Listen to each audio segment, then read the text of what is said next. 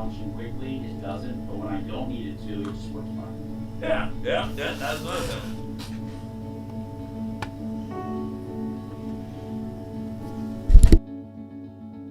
Tim, thanks again for organizing this and putting it all together. I really appreciate it, bud.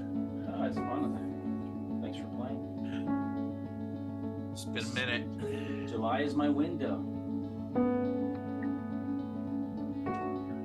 Is that the name of your new album? July is your window? My debut album is called Oxygen is a Crutch. And then July is my window. Is that your hit single? With Joe Baez.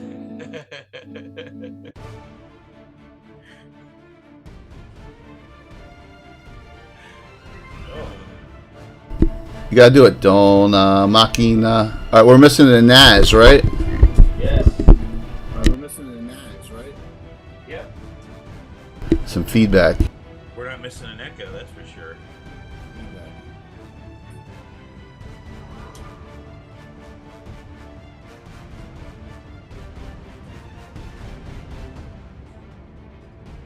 Good morning. Hey. There we go. Good. What are you doing with that? God, you guys are handsome. He's gonna put it somewhere. I'm chasing away the bad things. Honestly, as soon as I join, and he already breaks out the incense to banish me. Yeah.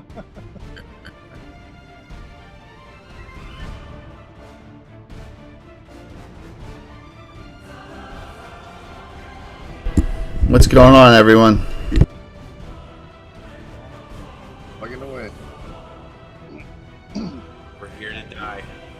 Those of you who are about to die.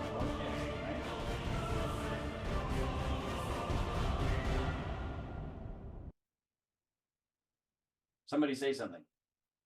Hello. Back in 2001, when we first began working with GREYHAWK, he pitched this wonderful series of books to us. We He are. called them the Gygaxian Fantasy Worlds. And what are he we envisioned live? was this Yeah. encyclopedic set of books for role players, writers, game designers, the whole lot of us that we could use in making our games, creating our adventures, writing stuff for publishable content. I hope you remember. It hasn't been that long since we really last no played. I hope end you to guys have what very he good envisioned this recollection. series to be. We eventually published the Canteen Crew, the World Builder, Living Fantasy. I believe it's only been 7 18 volumes months. in total. You should have We had a had total another recall. 3. Has it been that long? Holy. Another Yeah. 3 or 4 after Feels that. like we're it. working on. So the series It's is been a really long cool. time. It's been a long We time. are bringing these back. It was so long, in fact, that I Kickstarter is. reviewed the We've video. got 7 books online ready to be printed. Last thing I We've got remember another is we 3 were in right that after fort. that we want to get it And we were escaping we it were working on them at actually, the and time. there's Those two. are definitely in PDF. We depending just on how killed well those the 2 Kickstarter that does. And that we maybe found even more than around the that. perimeter of the Once we fort. I push think. beyond the No, necessary stretch goals and all that mess. you're forgetting the We'd like last to one. We had like 9 what people we're on. calling the Gary Gygax World Building Archives. 8 or 9 And players. please give us And give us it was support. called People Are Share around if Strange. you can. And everybody, Rate if you can. not everybody. Whatever you need to do. Whatever. There were whatever elements. You can do This is for my us in the memory interpretation. of Gary Gygax. There were elements that We were very much trying to appreciate it. play me instead of play D&D. Trollord Games, join the fray. Yes, and that's like, I'm just presenting a world. Your characters can do what they want. They kept trying to, and so it was. I felt like it was changing decisions and how they interacted, because they thought I was trying to get them to do some things that were very specific. You know. Create a world. Yeah, Create a I don't like to paranoid have a set storyline that's very rigid. I like to do at the military we call an axis of advance. You know, a left and right limit, generally heading in a certain direction with lots of options in the middle there.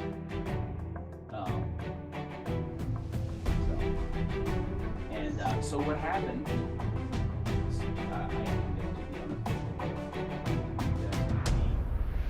What happened was these guys had hold up in the stronghold. You defeated the bandits. Yeah. And we're now bringing in all the kids from the tents of the men and all the young people to help, where everybody was kind of occupied. In there, we found 3 captive females and no as well as Eliezer, who was the merchant's daughter. If you remember, the first encounter, Red Fist was like like, you didn't even rescue your own daughter, you piece of crap. And he shot an arrow at the dude, totally ruined all relationships. And then when he got back to like the group caravan, his wife was and then that started that's what it's like. Come on, dude. You're not gonna derail this issue. Oh my god, I got the wrong freaking year on my thing spinning. It says 43. Shit. Oh no. Wrong button. Math in public is hard, Jay. So. Well, it's been that long since this overlay was used. Yeah. That one's updated. The big battle began. You guys got the Boron on the high ground, then you went down, had this big fight, wall of fire. There was some very, very big chances of being killed. Yeah, that was intense. The one saving thing, I'll just say, Elatron, if you remember Daniel, his elementalist, had that finger. Yeah. That he had taken from before, so he had the finger of death. And I rolled to save for that stupid half-over who was a murderer. He was going to butcher something, and he failed to save. No fudging. And that changed the whole thing. And then, of course, you find the murder's lawyer. She does some mind games. She messes with Red Fist. Yeah, don't I take her out? Like, Well, and then that was next was People Were Strange, which is fortifying, going outside, you realize you're sort of getting rid of the bodies, doing housekeeping.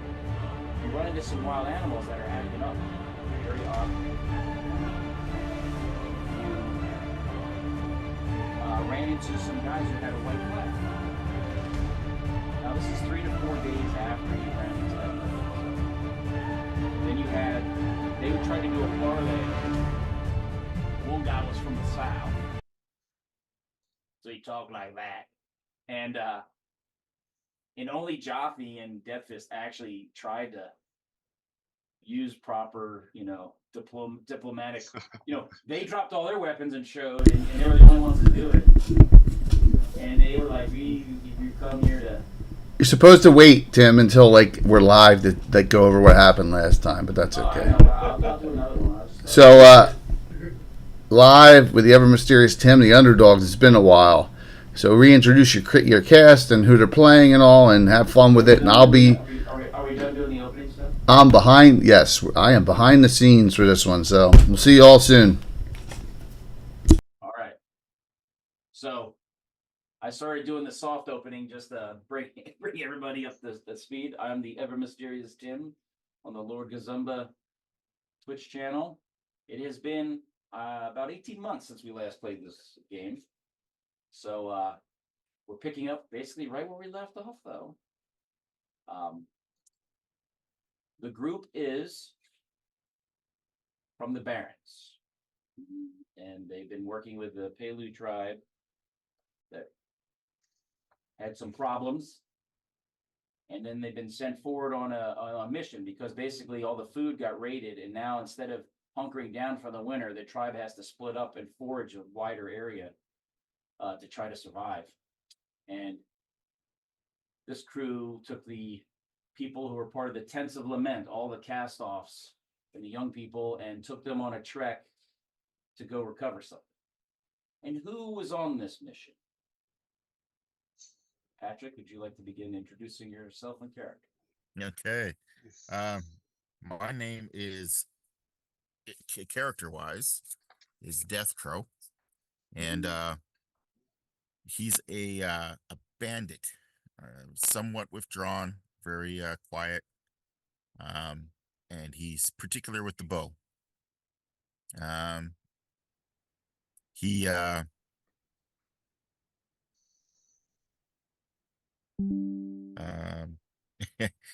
he's old. He's in an encounter many moons ago with a ghost. He was afflicted, and he became 30 years older from the experience. So you went from how old? 16 to 46. 36. So he's got arthritis now. Yeah. Oh, yeah. Now remember, it's not just the years; it's the mileage. So Yeah. Hey, like a 46-year-old with only 16 years mileage, so you're in a better shape than a lot of 46. Tim, can you get your mic closer to you? Oh, yes. How's There- that? Much, much better. Sorry. So yeah, that's about me in a nutshell for the game. All right. Choppy. So I'm playing Jothi. So he has been twice orphaned, from his birth tribe and then from his adoptive tribe, and so that's how he's ended up with the Pelu in his adopted tribe. So he's orphaned very young from his birth tribe. He was raised by a wise woman who taught him the ways of the barons, and he uses the mystic power of mushrooms to evoke nature and create power. Of the group, he has formed a good friendship with Deathcrow, and is always kind of standoffish with Death Fist or Red Fist. And yeah, and so he's pretty slight of build, fairly quiet, and just tries to help it as he can. All right, we'll go down to Mike. We're coming to me first. Yes, because you have to bring it. Just trust me; it's the better flow here for the character background. Okay, all right. Well, my name is Mike Disney, and I play Heath Stag, and he is a specialty priest of Hang the Thunder Spirit. He's level 4. He's lawful good human. He is a do-gooder for sure. He is hell on wheels with his bow. So he really knows what he's doing there, and he's very, very loyal to his god, and he'll do anything to keep that loyalty in check. All right. And he is also his tribe. Basically, he's the last of his tribe as well. Yes. So his favorite target for his bow is what? Damn it. The Ayus. Yes, thank you. Yeah, Thank you. yeah. Thank you. Thank you. I That's couldn't all right. think of the name. The reason I have him first is as the priest of Hang the Thunder Spirit uses a bow that has 30-mile range, and so in this area in the Barrens, everyone uses short bows. Maybe the rare short composite bow if they get something from the wolf nomads or the other tiger nomads.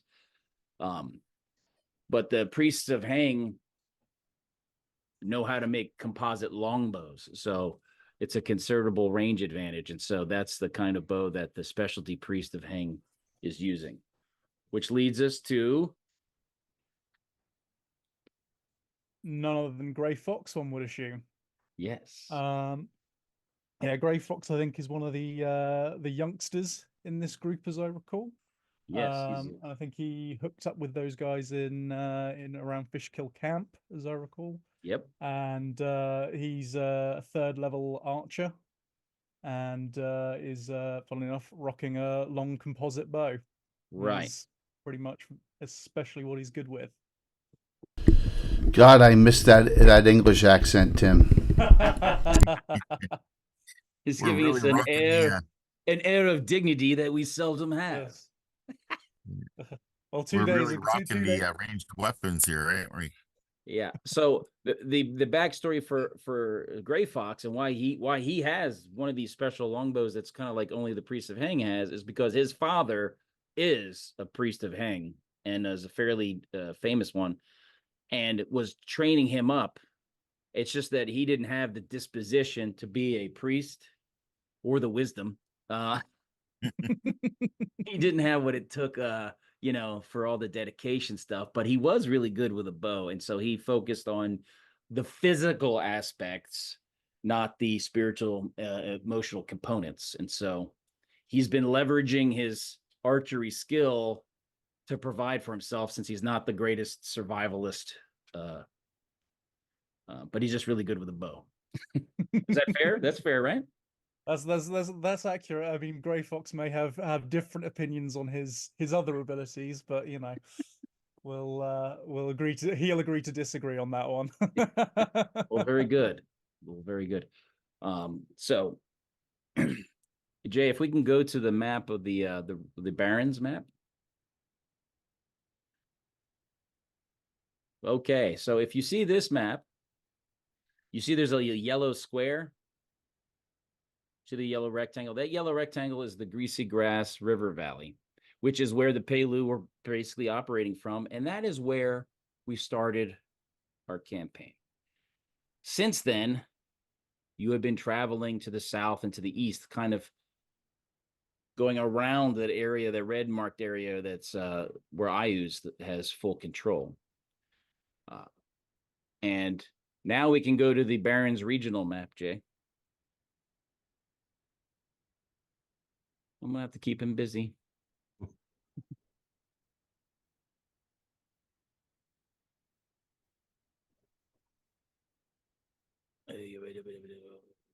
There we are. I gotta look at it too, so I'm like, right.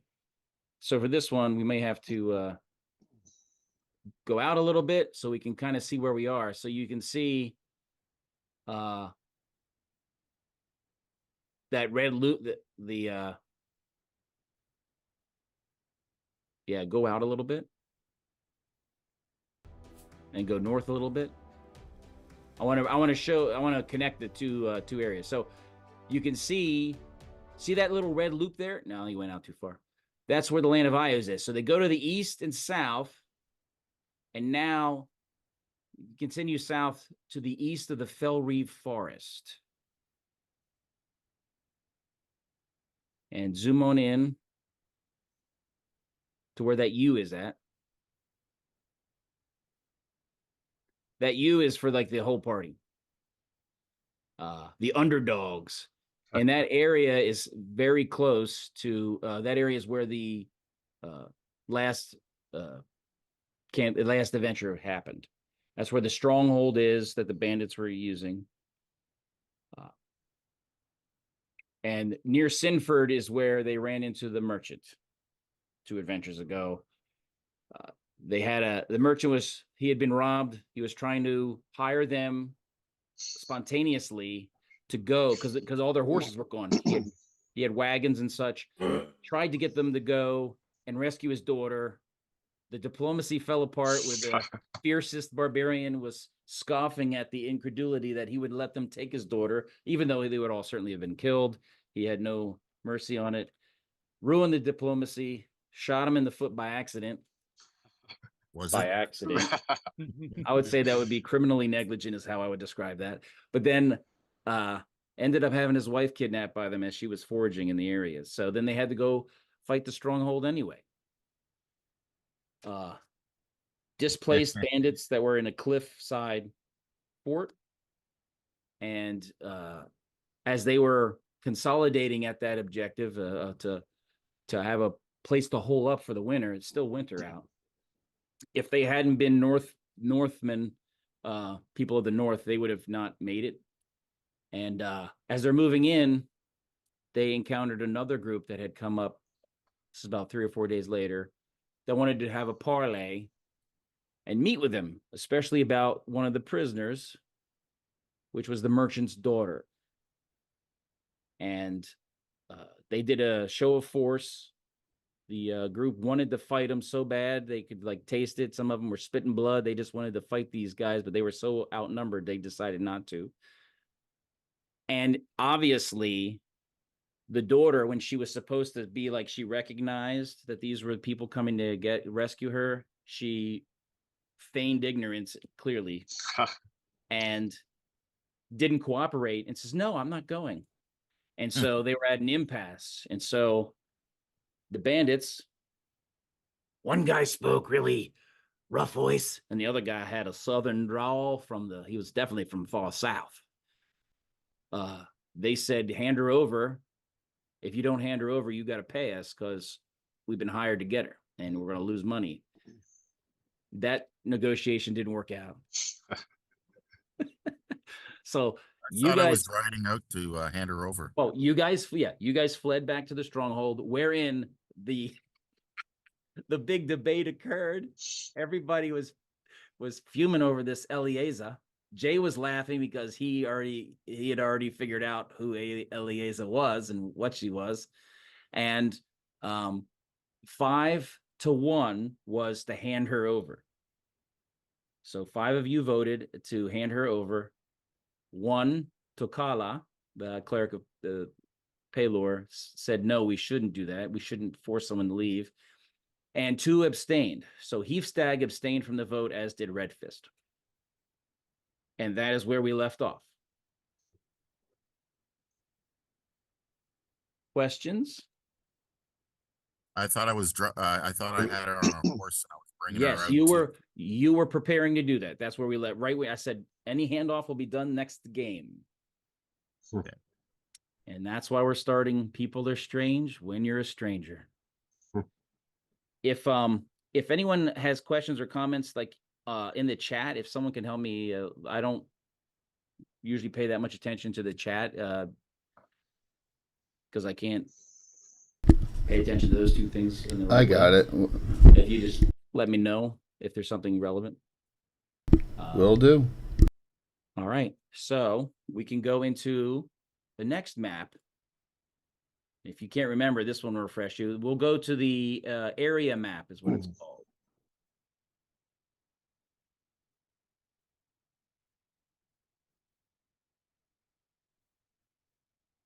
Does this ring a bell here? Yeah, we can zoom in kind of on that hill and lake area. So the U is where the stronghold is. That's the Underdogs. That red square is up on the top of the hill. That's where there's a barn and a corral where you had horses. Your cliffside fort is kind of under an overhang on the cliffs. And that's where, so that's the area there. You guys had followed that road pretty much and came into this valley area.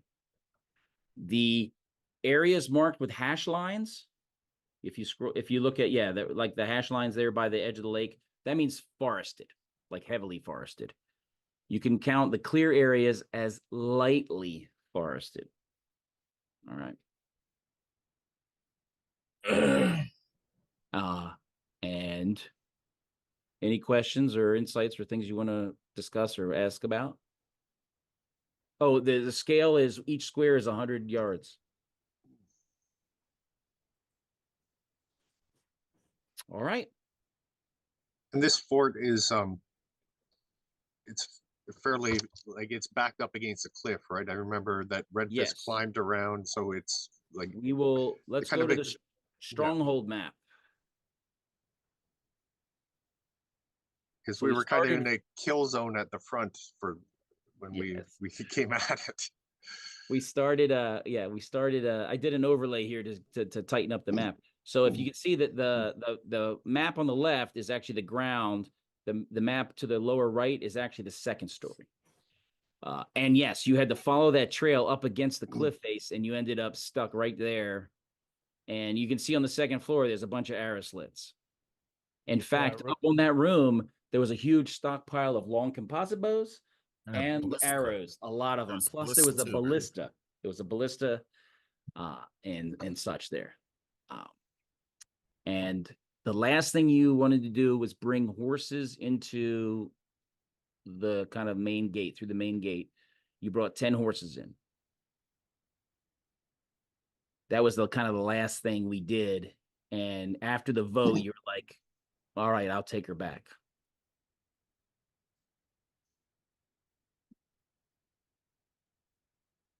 Where would you like to start here? I'll let you start. You can start in whatever room, or do you want to start an interior room for a discussion, or? I if I remember correctly, I was already on the horse with her, dragging her out. No, you had decided that's what you were going to do. Okay. So I'll put us in room 2. I'm using letter designator icons. If we can zoom in there for each of your characters. So D would be Death Crow. J would be Jaffe. I think you can see where I'm going with that. E is Eliezer. And there's 3 other females that are in here. We don't need to put out they're not significant tactically. So you guys are discussing, all right, are we going to go do this? And Yeah, Elliot's like, you're going to force me to leave? if you're going out, we should cover you from the arrow slits upstairs, right? Yeah, sure, if you want, but I'm not particularly worried about it. We're So, giving yes. them what they want. So your powwow that you had with the forces was actually north of that lake. If you remember the area map where there's a big lake, you were at the very north apex of that when you had your parlay, and then when they ran off, you chased them a little bit west and then ran into their main force, or ran into a bigger force and their big boss. And they vastly outnumbered us, as I recall. Yes, there's only 60 of them. Yeah, that's right. Only 60. That'll only take me 30 rounds, Tim, but I. And most of them had bows as well, and they all had a little logo patch, some were hand drawn, some were hand sewn, whatever, 2 F's over each other, which most of you can't read, but stands for freedom fighters. These guys are freedom fighters against the forces of Ayus. The Fell Lands, they're not taking that crap. So Elias like, I can't believe you would try to do this to me. After what I've done to you, I healed you. In fact, I can heal you right now. You can what? Hit point story. Death Crow, you're at 18 from 31. Jothi, you're also at 18. That was from some of the fighting with the animals and such that occurred earlier in the last game. I will also do your hero points. Gray Fox, you got 11. Nice. Death Crow, you have 10. Heave Stag, 15. And Jothi has 8. And my hit points are still at 62, right? No. This must be a typo. I believe it's 28. You're at full. Must be a typo. You do have a cloak of invisibility, though. Yeah. Yes. He has an invisible cloak.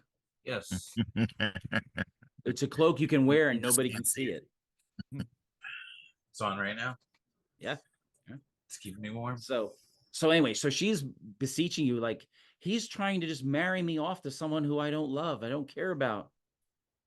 That's none of our affair. He just wants it for a business deal.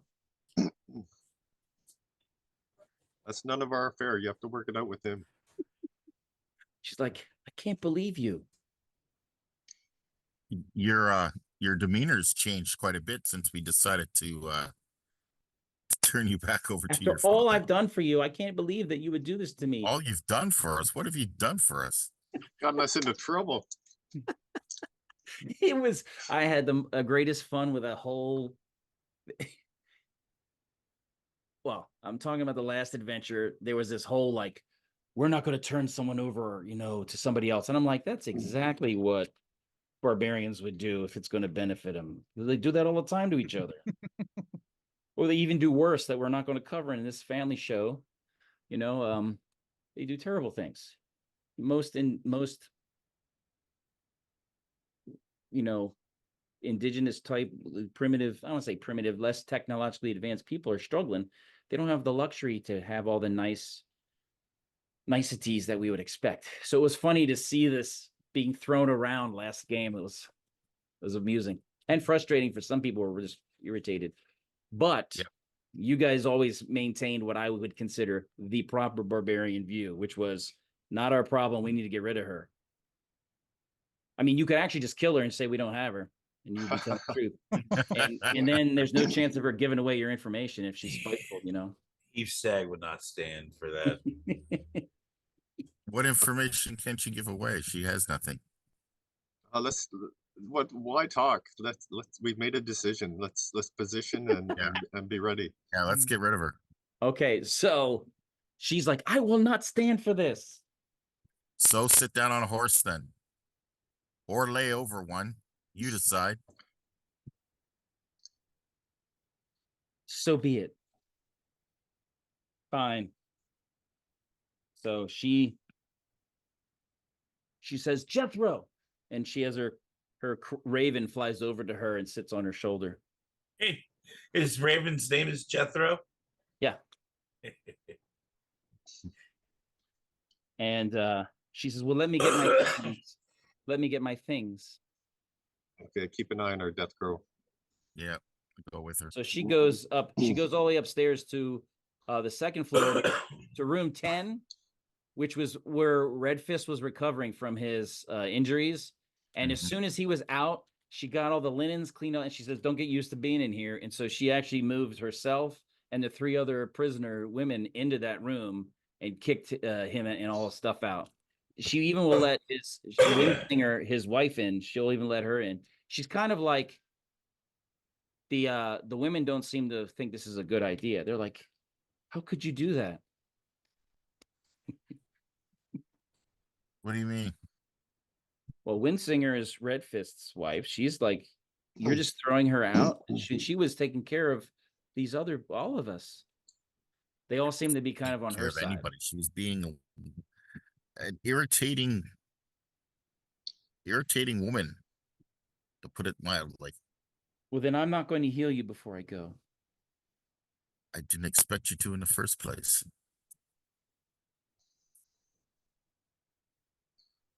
Okay, so So we she should- gathers up her stuff. Okay. Make a perception check, Death Crow.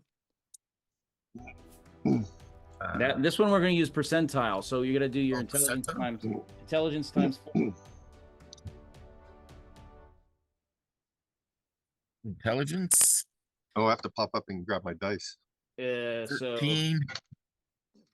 So, your intelligence is 13, right? yeah, 54. So you had to roll 54 or less. I got a 70. All right. Yeah, she seems to grab all her stuff and pack it all up in a bag, in some bags, and she says, "Is it okay if I take a little bit of food with me?" No. I don't see why not. Heavestag's like, "No." Are you accompanying as well, Heavestag, to be like supervisor as well? Yes. Then you make an intelligence check as well. Oh. You need a 60 or less. I rolled a 54. You notice that she seems to have helped herself to a few additional objects as she's packing her stuff up. I walk over to her, looking her dead in the eye, not breaking her eye contact, and softly grab her arm and turn her around to face me and say, "Are you forgetting something in your bags that don't belong there?" I think everything there that is in there belongs there. Oh, really? Empty your bags. She's like, I really don't think this is necessary. Empty And your bags. You can see that she's taken a few baubles, and there's also a brass box that's in there that's definitely Not one of those hers. things that make the barbarians go, uh-oh, I don't know if I like this thing. And also there's a fairly sizable one that's something sealed and wrapped up. So you have taken that also away from her. I look at Death Crow and motion for him to kind of grab her while I reach in and Well, she dumps it out. She dumps it out. Paraphernalia. Okay. All right. Okay. She's like, that's going to cause you a lot of problems. And I was just trying to help. And I wanted some leverage so I could try to buy my freedom from those miscreants. I can't believe you guys are just throwing me out to the wolves like that. What is it that you've got? What is it that you've got there? Well, one of it was there was some extra coinage, but there was a brass box that's very small, but you can't find a lid to open it, but it's hollow inside. And the other thing is this thing that's wrapped up in like a cloth. That is a book. Okay. That's no use to us. Arch nemesis It- of the The barbarian. symbols on it are making Heavestag and Jothi go, That's something. You may not read it, Back. but you can see the symbology on it. That's something. She's like, fine. So she packs up her regular stuff. If you guys are going to be that way about it, throws it over her shoulder. It's fine. I'm ready now. Could you carry this for me? It's heavy. Carry it yourself. Let's go. Wow. Things have changed suddenly. Now remember, she is 17 comeliness. She is very pretty. Are you going to still be mean to her like that? Yep. She says to the girls, please. She could be as pretty as anything. She could still fit the She word. says to, she the says to letters the, of to the BITCH. four other women, she's like, please look after the young girls, especially the pregnant teenager. We still don't know who the father is. And she looks around at you guys. And she says, We determined who the father was. she's pretending like it was your fault or something. And then she says, look out for each other. Don't let this happen to you. And she's dramatically pulled away from them by nobody. She's just, being dramatic. And then she goes downstairs and she gets on a horse. She's like, fine. Yeah, she's a lot I'm of holding trouble. the reins of the horse, and so like I'll lead her out. Yeah, let's go up to room 9 and cover him from the arrow slits just in case something pops off. Okay. Are you going to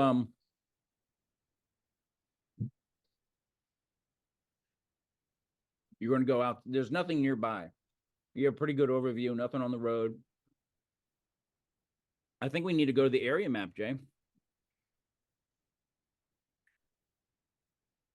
This is So they're down the hill from us, right? they were Which one's that again? area to the top. Yeah. About how far are they away from us? Well, last time you met up with them, let me see. I'll put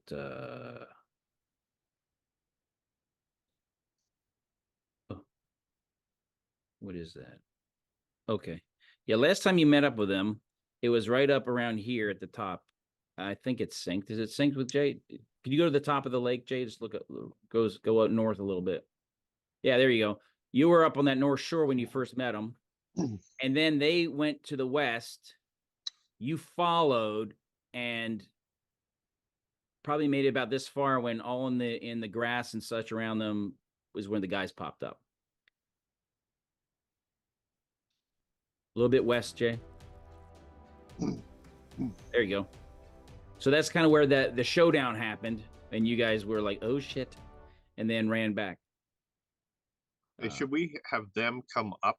Like, Well, they've never been to your fort. You only met them up north of the lake. oh, okay. There was so a yeah, lot of conjecture and fear about them discovering your actual location. Yeah, that's true. Yeah. So tell me now, Oh, so we need to come with you to make sure that things Sure, go if well. you want. 'Cause, I'd enjoy the company. yeah, I don't feel comfortable letting you go alone. Who knows what she might pull. Once- I'll go. Worst case. are you all going? Mike, Dun, dun, dun, dun, dun. All right, so you all mount up Yes. on horseback. Just so you know, firing longbows from horseback is something that's you can't really do. So you longbowmen would have to dismount to fire effectively. I thought I could do that. No, you're not a longbowman. You're a shortbowman. Oh, You're okay. perfect. You're perfect for horseback. What about casting from horseback? That's not a problem. Only things that would be a problem would be if you're doing like one of those that takes a casting time of a turn, like a summoning an elemental. There's a lot more. You'd have to be able to move around more and all that. But usually the things that you've prepared to let go, you could do so. All right. So let's You've exited the fort. Tell me your route. gonna go along the main route all the way up until we get to the an open area that's relative to where they can see us, and we'll just wait there for them to approach us. Are you going to go? Are you going north of? So cut to the south of the lake, I think, and around. So Yeah. then they don't know what direction we came from so much. Okay, so you're going to stay on the road mostly, and just kind of take it along that way? Oh, we have to zoom out a little bit. Jay, we have to zoom out a little bit. No. There we go. So do you want to go down over the bridges? Yeah, yeah. Okay. Yeah. So you're riding this way. It is all of you. When you get to be about here, somebody steps from the woods of the heavier forest, and they say, and he's holding up that that branch with that ratty piece of like almost white. It's like beige cloth. And he says, "Oh, I see you changed your minds." Yeah, we don't have time to deal with this. We have more important things to do for the tribe. She's more trouble than they're worth. I see.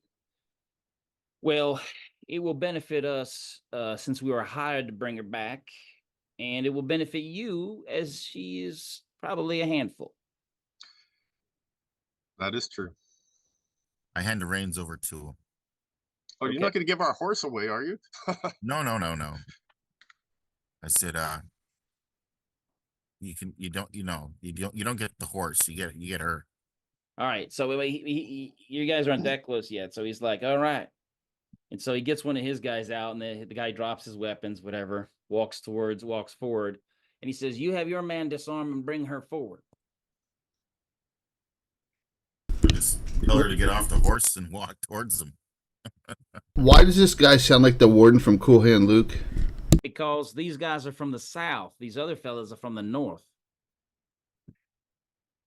We do, in fact, have a failure to communicate. What we have here. All right. What we have here. Right. If you're not careful, you might hear, "You sure do got a purty mouth."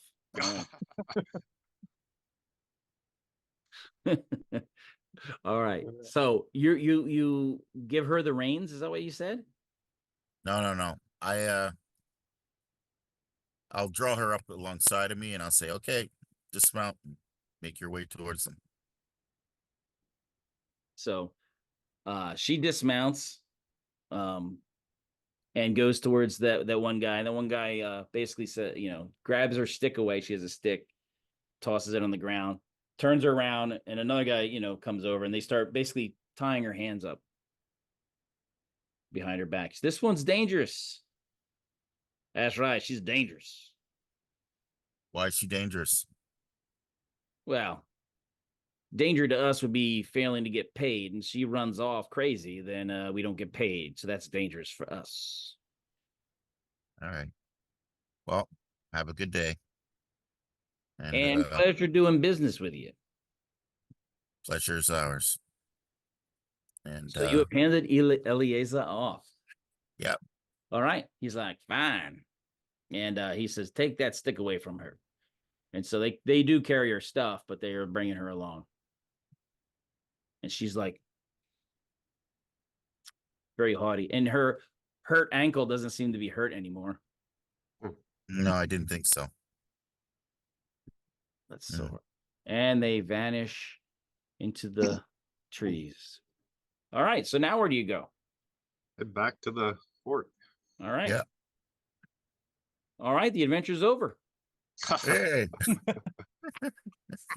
Well, thank you for having us, Tim. It was a Yeah. great time. Yeah. All right. So very good. You guys get back to the stronghold. How much XP do we get for her? Well, you're gonna get a lot of experience points for her. What I would like to know is your intent to go back, rest up, heal up, patrol, and begin daily routine activities, or do you have expeditions in areas you want to go to here? We still have that. Still, it is very. It's near the end of winter, but it's still winter. Yeah, we still have to go down and get the stuff. This reason why we came here was to get Yes. supplies for the tribe. Yep. There is a specific thing you're supposed to pick up. Yeah. So You don't that's- know what it is, but you've been told to get the stuff, and you have a contact. Yeah. You are about 120 miles from the location that you're supposed to meet the contact That's at a farmstead. And this is going back a good ways away. When you left and had your instructions, it was to go to the farmstead, leave a raven feather, crow feather, at the well, and then leave the area and come back and then look at check the signs for your further instructions. That was the field craft that you were told that would help signal.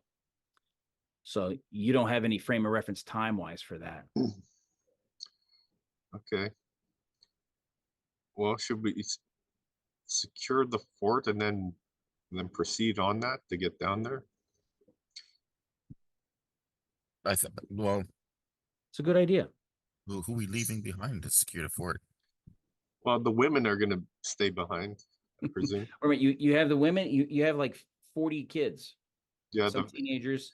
You also have all the other characters who aren't here today playing. They're there, as well as your kind of foil group.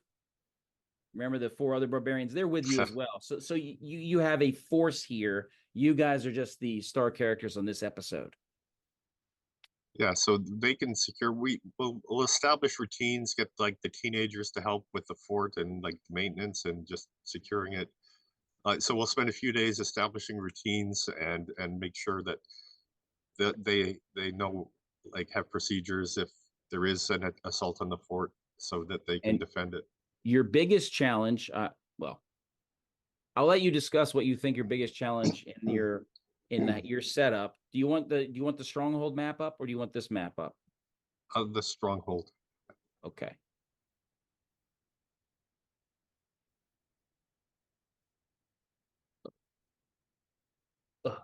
And I'm sure Red Fist will have some ideas too. Yeah, we can leave Red Fist behind. Leave him in charge.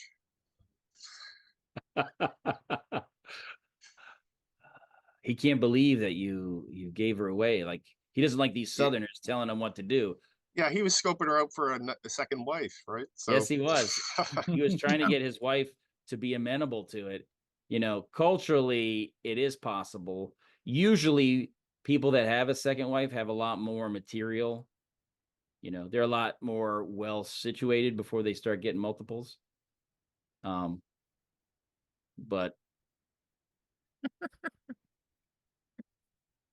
Yeah, no, he doesn't. All right, so there's the stronghold.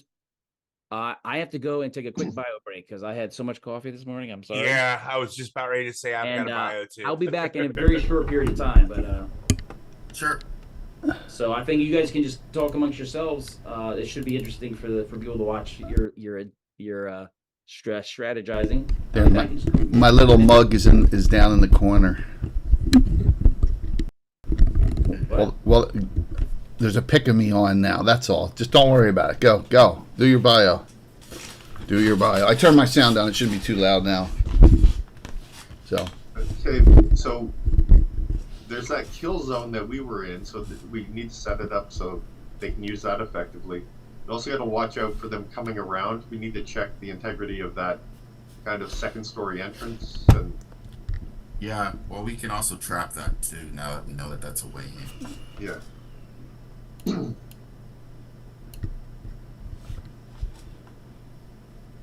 I'm trying to think how we were faring for food supplies. Now we're on the end of winter, but in case they end up in a mini siege.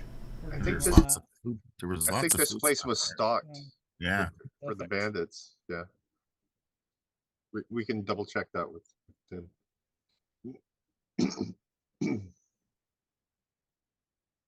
Yeah, we got to continue with the main mission, which is to get supplies for the tribe.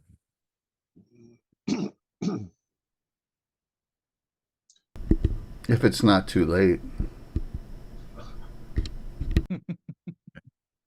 Yeah, we'll go back. The tribe will be all dead, and then we're. Tim wouldn't do anything like that. In a Tim game, never ever. Exactly. Unthinkable.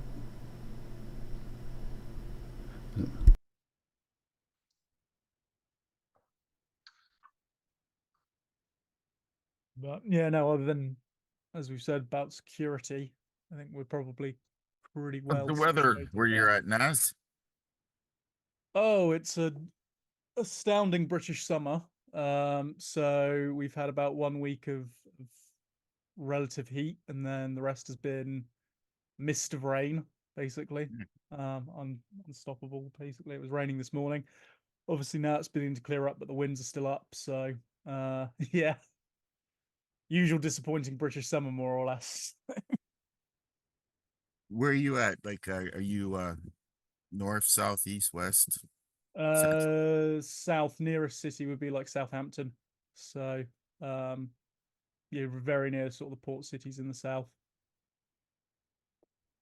Like Cornwall? Not that far west, sort of more central. Probably about an hour away from London on the train. So, Oh, okay. I lived in London for 2 years. yeah, you have my sympathy then. It's not not that there's anything wrong with London. It's just not my sort of place. See- Country boy through and through.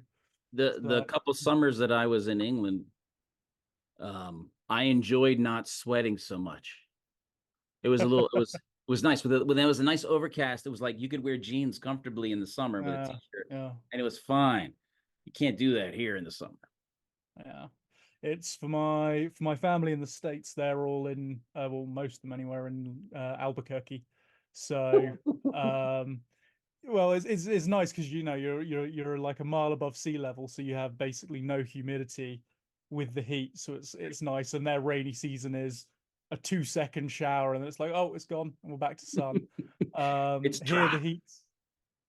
the heat's worse here. People say that the British heat is especially rough, and I don't know, I'm not gonna make a competition of it or anything, but because you're at sea level and our houses are built for winter, and for it being cold and rainy all the time, it ends up being a bit of a challenge, and no AC for us for some reason. We've just unilaterally decided as a country that air conditioning is just not a thing we have, which is patently bizarre, really.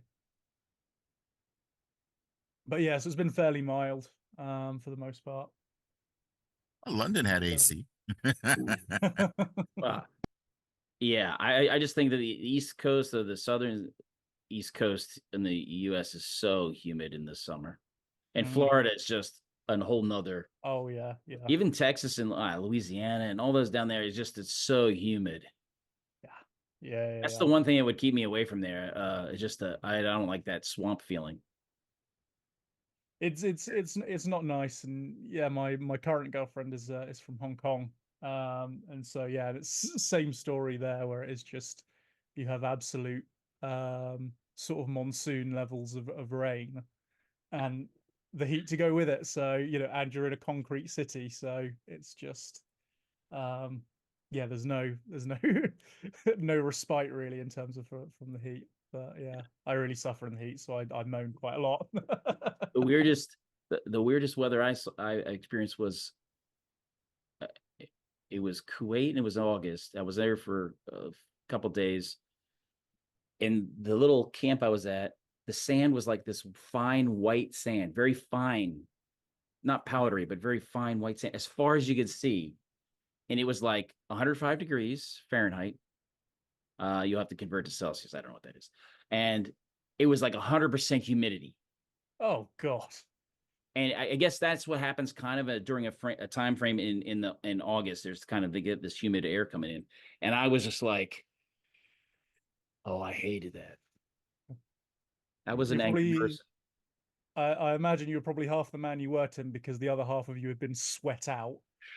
I was just they had great air conditioning in these big giant tents, but I was an angry person,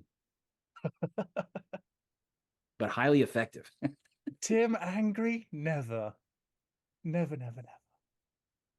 The I'll tell you one place that's really, before we get back into the game, that's really bad for humidity is Haiti.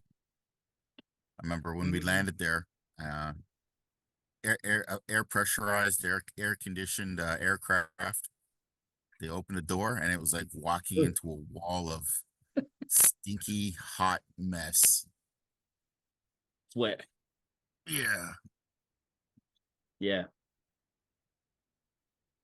It was Okay. I would just continue. Mike will probably be back. Yeah. Okay, so you're at the fort. You have, this shift's going on who are keeping watch. You also have to figure out how to coordinate with your barn if you have an idea. And the hardest work is actually trying to keep those horses fed. Do you remember how many you have? no, I think it was like 20 or something, but 42. oh, Oh.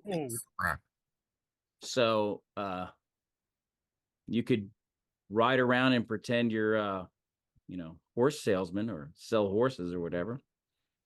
Or you could use them for food if you run out of, if it looks like you're getting hungrier. Maybe that could be a thing we do. Take a bunch south.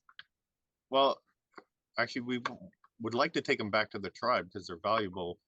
Yeah, they're more valuable to the tribe. Because we don't really want to sell them, but maybe we could pretend we're taking them south to sell them, and to explain why we're in the area if we get challenged at some point. Oh, I'm not worried about being challenged or anything like that. Like we're going south to that city to look to buy some goods. That's, and basically it's what we're doing. So You notice that the without Eliezer there, Sinandra, who is the elf captive, Marlin, who is the half elf, and Libby, they all seem to be much kind of like calmer and nicer and more helpful.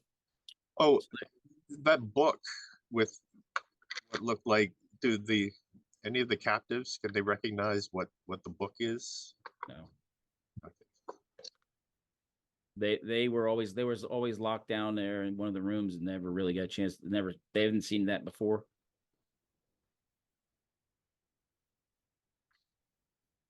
you want to take Are that you gonna book are you with gonna us? open it?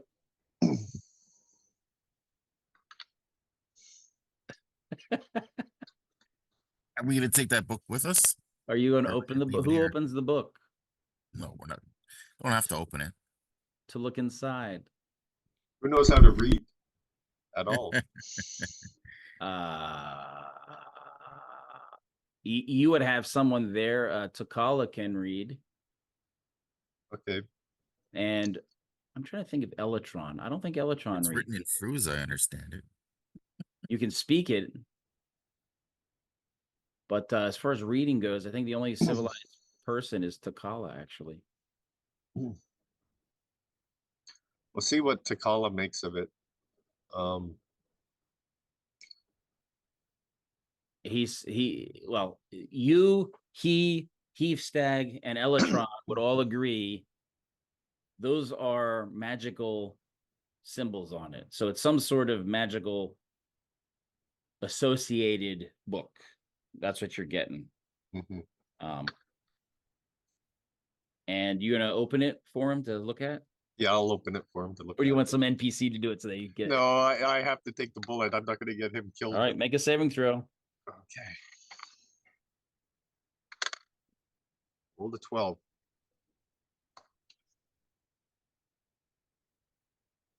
What do you say when you get?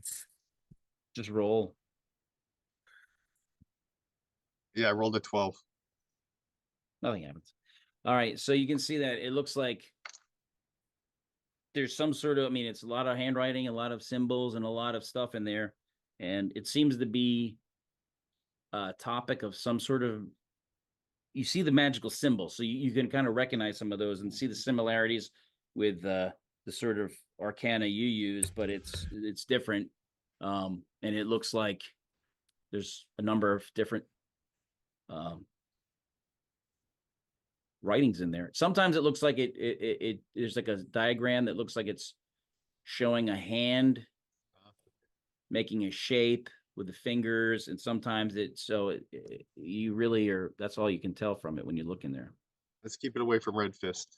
He'll just want to destroy it. Yeah. Okay. Okay. All right. So with the integrity of the fortress, just from like when we assaulted it, is there anything that we compromised that we need to like rectify to make it secure? You'd have to recarve the bars on the. It was barred, and somehow you broke in there. I think if somebody did an amazing strength roll and ended up breaking open the door, so you broke one of the bars on the door. And the fastener, so that has to be kind of repaired. Okay, so yeah, we'll work on that when we're And establishing. there's some of the stolen supplies had carpenter tools in there, so you got axes and Okay, we'll patch that up as best we can. and you can bake that. Okay, that seems pretty good. Okay. Once we get the domestic stuff done for the the stronghold, I suggest that we move out and we get going on this year. Yeah, well, one thing about the horses, do we want to take horses in case we do get a chance to buy supplies so that they can carry more? Yeah, definitely, sure, that's a great idea. Bring an extra 6.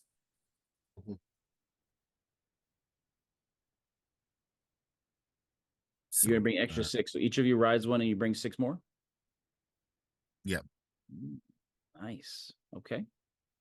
You had a big stockage of food. There's plenty of food there where no one needs to hunt on the inside, certainly for the rest of winter and into spring. But then that means they consume it all.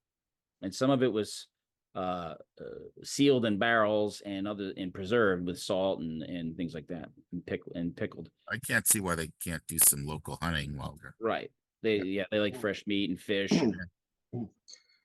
And then you mentioned about the horses, that's kind of limiting the supplies for the horses. So if we take an extra 6, how does that situate them for when we're gone? Well, that would, but I mean, it's hard to feed them. It's hard to, so it would help to take, because you would be taking 10 horses total. Yeah. So that's just fewer that they have to ensure get fed.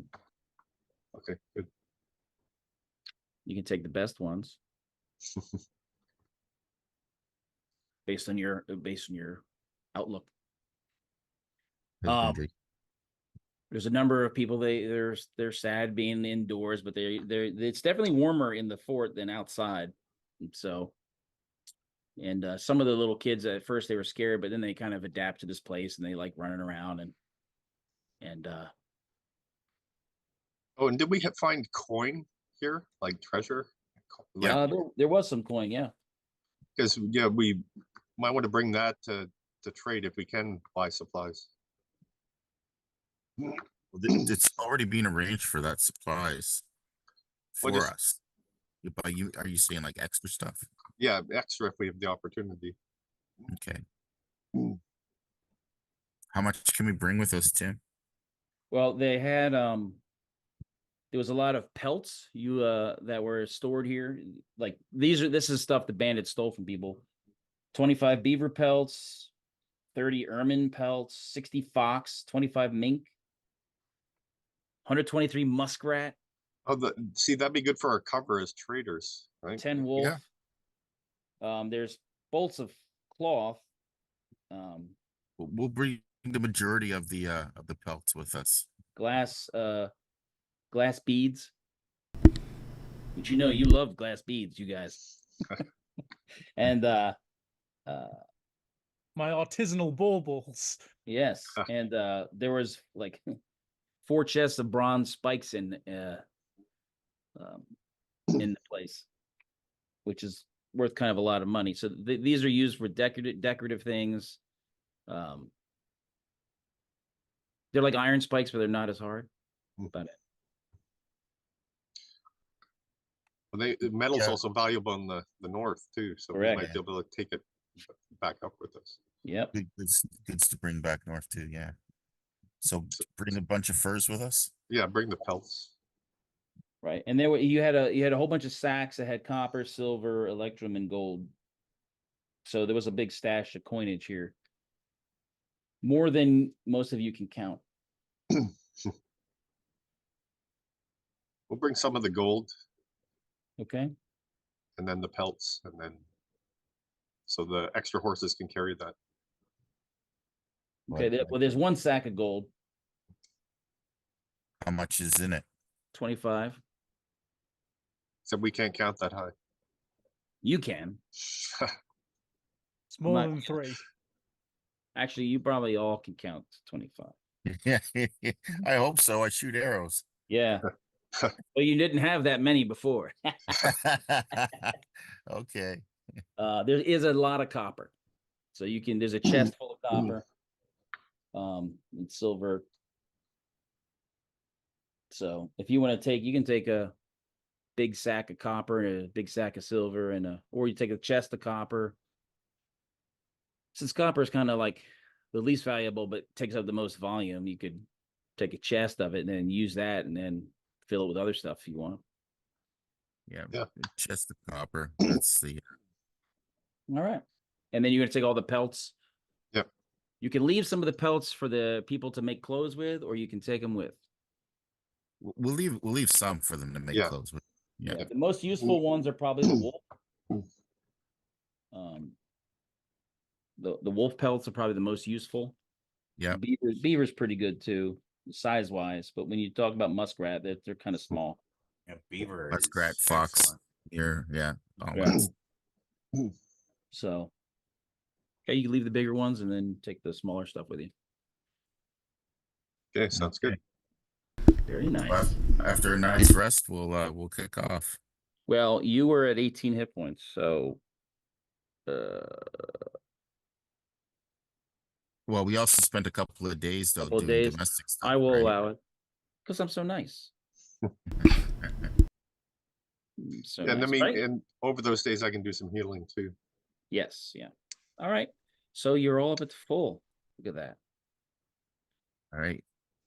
And your goal is to go south, I suppose. Yes. Yeah. Get to that town and do the crow feather thing and Very good. get the goods there. Okay. You are resting up the night before you're going to leave in the morning.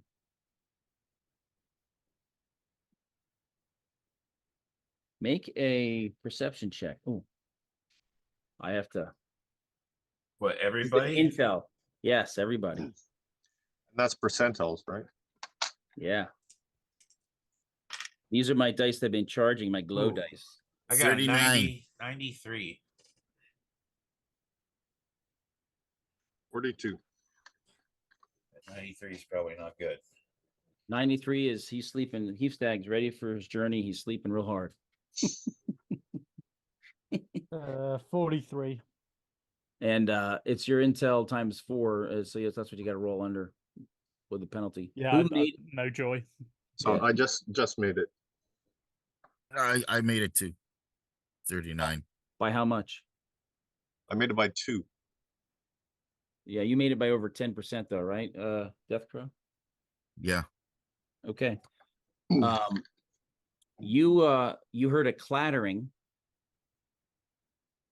sound. It's like the middle of the night, and you heard like a clattering, like a dishes fell or something like that, like dishes or pottery in the kitchen area, number 4, room 4. Oh my god, it's a dragon. All right. I'll steal a dagger, or that's like I'll take a dagger and go and investigate the noise. Okay. Jay, can we go to the stronghold map?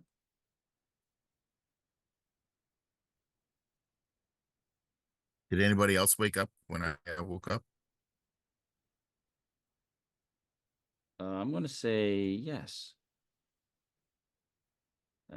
You can wake him up. Yeah, I'll give Mike's character Heathstag there a little shake. Okay. All right. So Heathstag, you're getting woken up by Death Crow. I tell him I heard a noise, a crash in the kitchen. I'm going to investigate. Gray Fox, rather. I want to say that you probably were. You would be sleeping. You wouldn't be pulling guard the night before you leave. So, yeah, you're in there too. So you go 4 can wake up. You're in room 3. I get up immediately when Death Crow says that he heard something, and prepare everything. Very quickly, like a fireman. Okay. Death Crow, are you putting on your chainmail? Is it chainmail I got, or is it leather? No, you have chainmail. Remember, you have that clandestine chainmail. It looks like just a jacket, Oh, right. Yes. but it's chainmail. It feels like chainmail. It just looks like a jacket, so that people are unaware you're armored. Yeah, I'll just I'll throw that on. All right. While he's throwing it on, I'll move over to the door. Okay. Tim, I'm Nope. gonna be here. I'm just gonna turn my camera off because I'm gonna finish stuff in my face, and I don't want people seeing Gotcha. that. All right. I'll open up the door and look in, but stay in the room 3. I am positioning your longbow types back further as if you had bows out, or you just plan on just standing there. I mean, it could just be a kid knocking plates over. I've got a dagger drawn, and I go into the room. You open the door. Okay. Joth, are you right behind him? Yeah. Okay, it's dark in here. Like no lights are on in here. Well, is there a candle or torch or lantern from the previous room? Yeah, you could kind of bring some light in if you want. Yeah, I'll go Yeah. grab some light. Okay. Okay. Roll a dice 6 for me, Death Crow. 1. All right. Oh no. Oh God.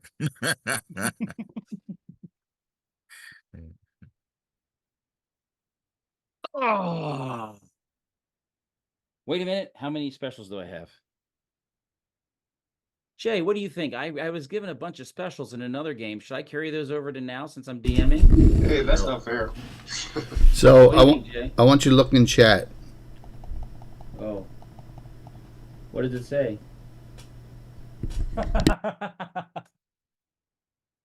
That's a no, just no.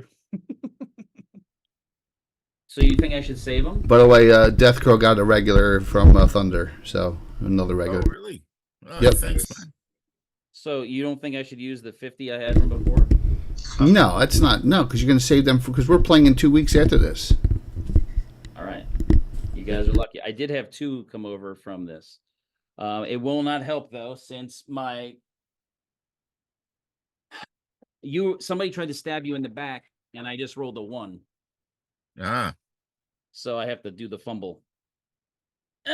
So somebody tried backstabbing you and they fumbled. Death Crow. So you're lucky. Or I'm unlucky. Ends up tripping and stabbing themselves in the gut. It's in the dark. Is it one of the elven captives that can see in the dark? They stumbled and ruined their attack. Oh shoot! You hear somebody go shit.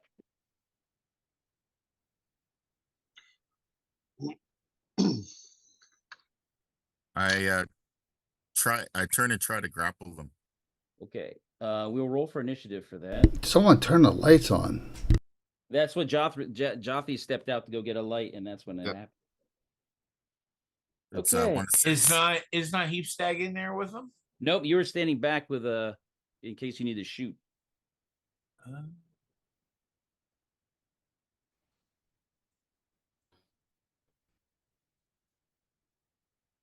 Look, why don't we just become allies here? A voice says in the dark. We could be friends. We could be friends. Make your Then saving you're gonna throw stab versus us in the back again. spells. Make your saving throw versus spells. Oh, 1d20, Oh, no. eh? Yes, this is very important. 13. You did not make your save. Oh, hey, wait a minute. I've got a +3 versus attacks, spells that attack the mind. So that's 16. That's actually probably a typo. Why is that a typo? Why is Wow. that a typo now that That's I've got a the Because he horrible- doesn't like it. No. Yeah, All right, horrible. I forgot how high you're. I don't know if that's correct, Death Bro. That seems a little bit high to me. Yes, you get that. So what'd you roll? I got a total of 16. I rolled a 13. It fits on the paper. It counts, buddy. You are not suggested. Suggestion failed. Jaffe, you hear some noise. You hear an exclamation. You hear talking in there. Roll for initiative. All right. We're going to do it this way because it seems to be more exciting when we roll for initiative. Yeah. So who wants to roll first? Who wants to roll of initiative? You do. Okay. I rolled a 1. Again. Okay. You can't see. It's really dark in here. And the voice was from one side, and the stab was from the other side. So you don't even know where you're facing now, barely. Can I put my back up against the wall? You don't know where the wall is. I came into the room. There's light from the doorway shining in. That's why you take blind fighting.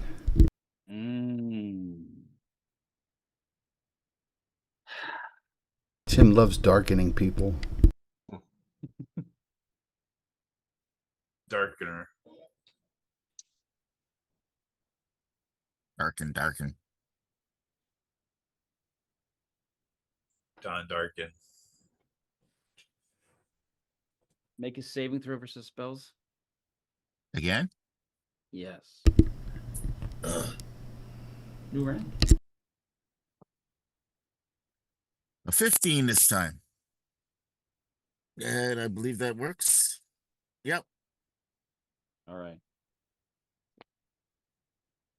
Nothing happens. Your turn. You're in the dark. You're probably going to swing at something. You're going to try to grab something, or you're going to swing at That's something. right. You gave me a new character sheet with new saving throw numbers. Okay. Yeah, that still works. So you had a dagger in your hand. Yep. You have somebody close to you trying to stab you. Yep. And somebody further away that was not stabbing you. Well, I know where the entrance to the room is, right? Yes. I leave the room. All right, you're headed back towards the door. You're I say there's there's at least two assailants in here, and one of them's a spell user. really.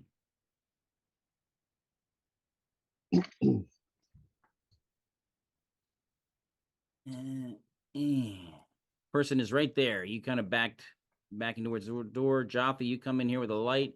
You see that there's a person who's kind of dirty and grubby with a dagger in his hand facing off against Death Crow. And Heapstag and Grey Fox, you're looking through the doorway.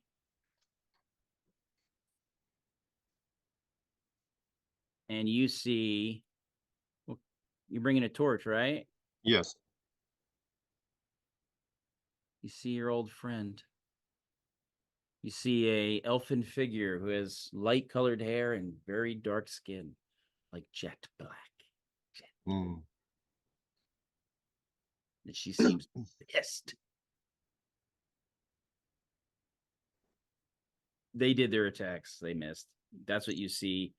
And you can get a glimpse through the door, Heapstag and Grey Fox.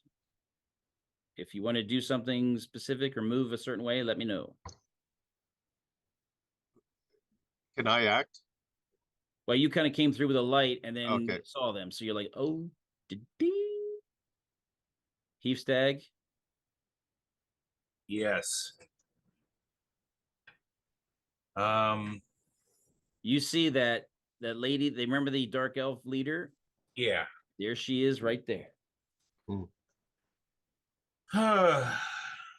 And there's one person in the way of me shooting at her. Yeah, you'd have to shoot past Joffe, Death Crow, the other bad guy, and that's it. So, Well, it looks like Joffy's out of the way at least. well, it's combat, so this is all happening kind of simultaneously. So he's in the way. Yeah, there's a doorway. He's moving in, then the light shines, and you see. You don't know where he's moving. You don't know Death Crow is backing up, and Well, I see that I have two people in my way moving all about, and they're a couple of wiggle worms. So I am going to hold steady with my shot. Okay. And just you can delay an prepare action. myself. Yeah, that's what I'm gonna do. Okay. Gray Fox. I'm assuming I'm in a pretty similar situation. Yep. In terms of that. So I think I will be being like, can you all bloody get out of the way? More barbarian though. But Okay. Initiative again. Who wants to roll? I rolled last time. You rolled. You this time. lost though, so it's Dwayne. Okay. 6. You win. Hey. Don't sound so disappointed. She's casting a spell, so you know it's coming.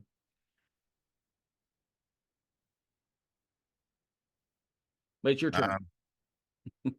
So who's first? Death Crow? We'll work our way back from the fight. Death Crow. Yeah, Jesus. I'll turn and I'll stab at the guy in front of me. Okay. Roll to hit. 15 again. On the die. So remember, it's a simple action to attack, and then you could try to maneuver. You could move back if you want, to free the doorway for shooting if you wanted, or you could stand fast right there. Oh, can I attack him and then move? Yeah, you can attack, and then you're backing up. You're only going to move like less than 10 feet away. Yep. And I'll back myself off to the side there so that they can get a shot into the room. Right. So what'd you roll to hit? 15 on a die. You hit. It's a dagger. A little wee 1 to 4. So remember, just so we know, you're proficient with you're specialized with short bow and hand axe. Right. So your weapon non-proficiency penalty is -2. What that means is with a non-proficient weapon, you're at -2 to hit it. But also that means that -2 gets added to your chance of fumbling. So you fumble on a 1, 2, or 3 when you're using a weapon you're not proficient with. Can I change it to the hand axe then? That would take your whole action. You drop the dagger, pull out your hand axe, and attack. That's a full action. Now I go with the dagger. Who you hit? 1d4. Yep. Plus that's it. No plus. Just 2 points. Ow. Okay. And so I back up. Yeah, you stab at him and back up. Joffe. So I'm casting Fairy Fire on them. Who? Both of them. Okay.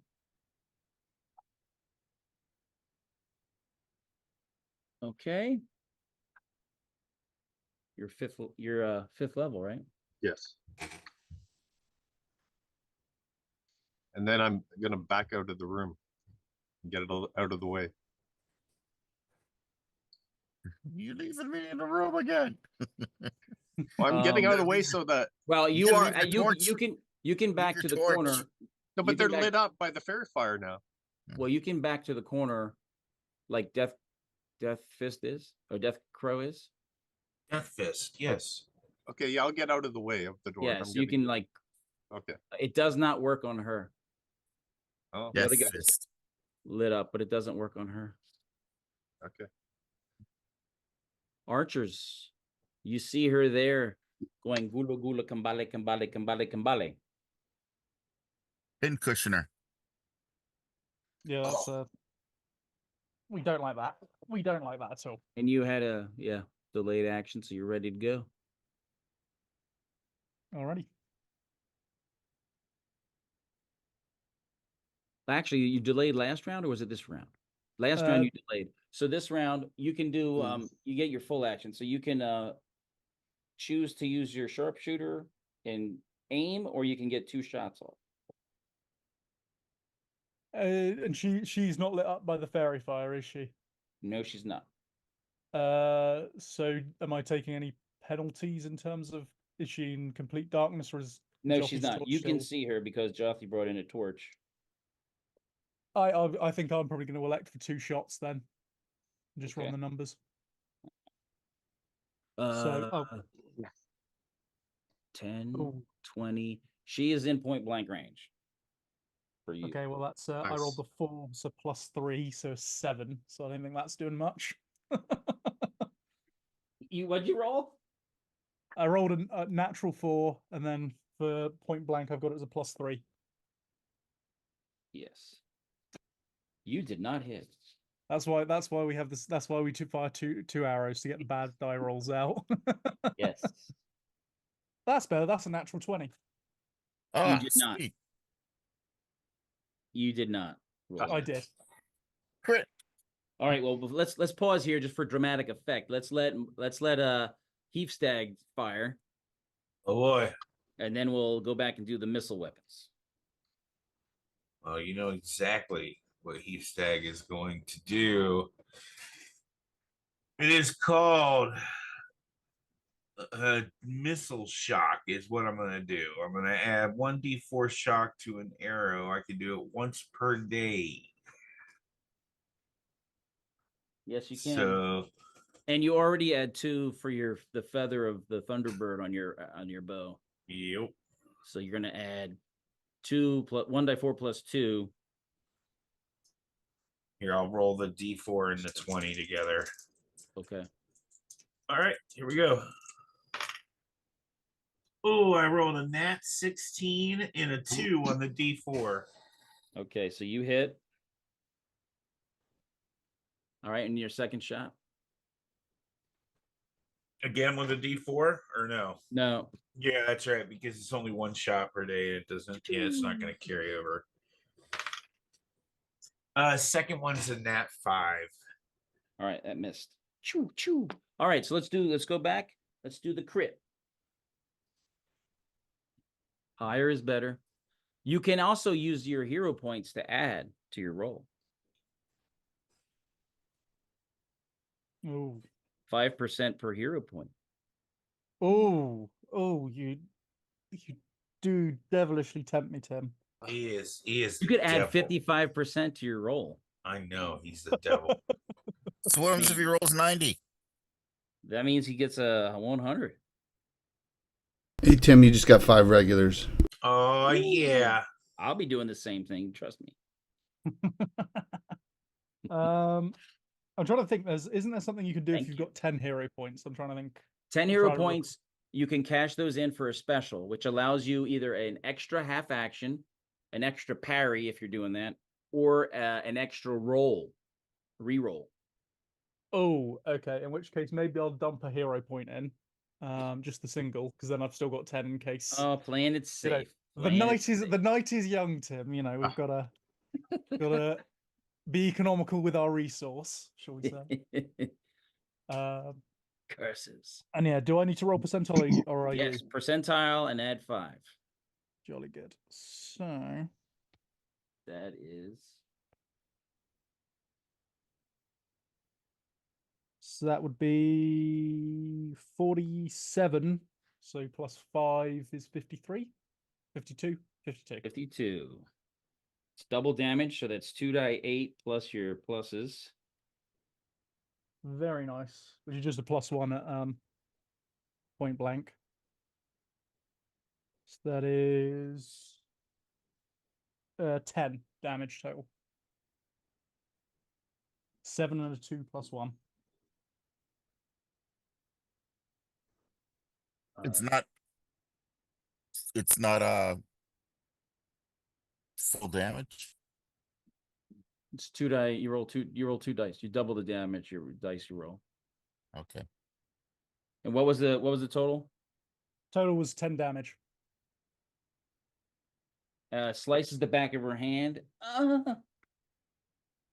She No doesn't have- casting for you, madam. She doesn't have anything in there. Well, like sliced it wide, like blood's coming out of it. Sliced it wide open. Oh, does it disrupt her casting? Tendons exposed. Oof. That's not nice. And then you roll your damage. Did you roll? You missed once. I hit once. Heave stag. Roll your damage. All right. What do I roll again? D10. One die 8 and add 6 for One die your 8 and add 6. All right. Ooh, I rolled an 8 on the die. So with the 6, that's gonna be 14. Dang, man. She hated you from before because you lit her up with arrows last time. So she's Yeah. mad at you big time. Oh yeah. Clearly, she did not learn. She's lucky that my second shot missed. Yes. Okay. She casts a spell. It's not that super sexy, but the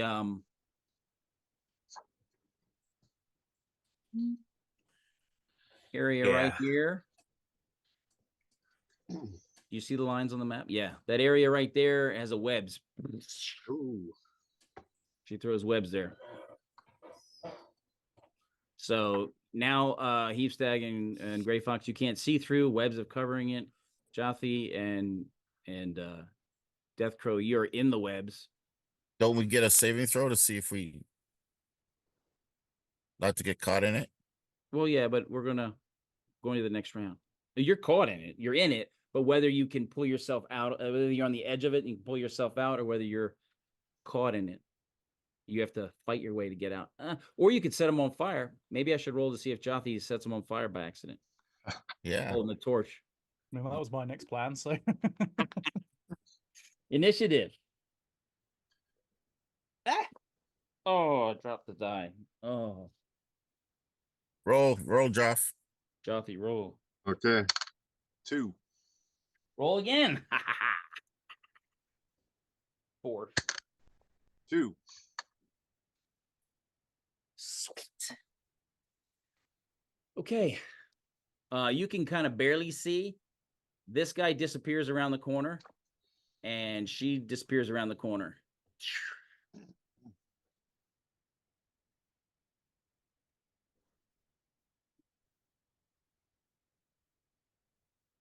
What do? Are you gonna try to pull yourself out of the webs? Yeah. Yeah.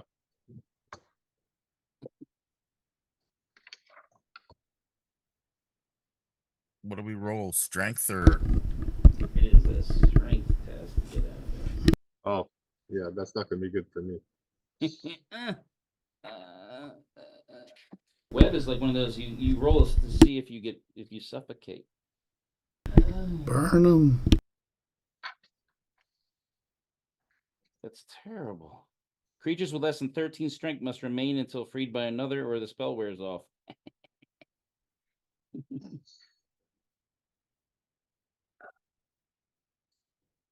Yeah, you're kind of stuck right now.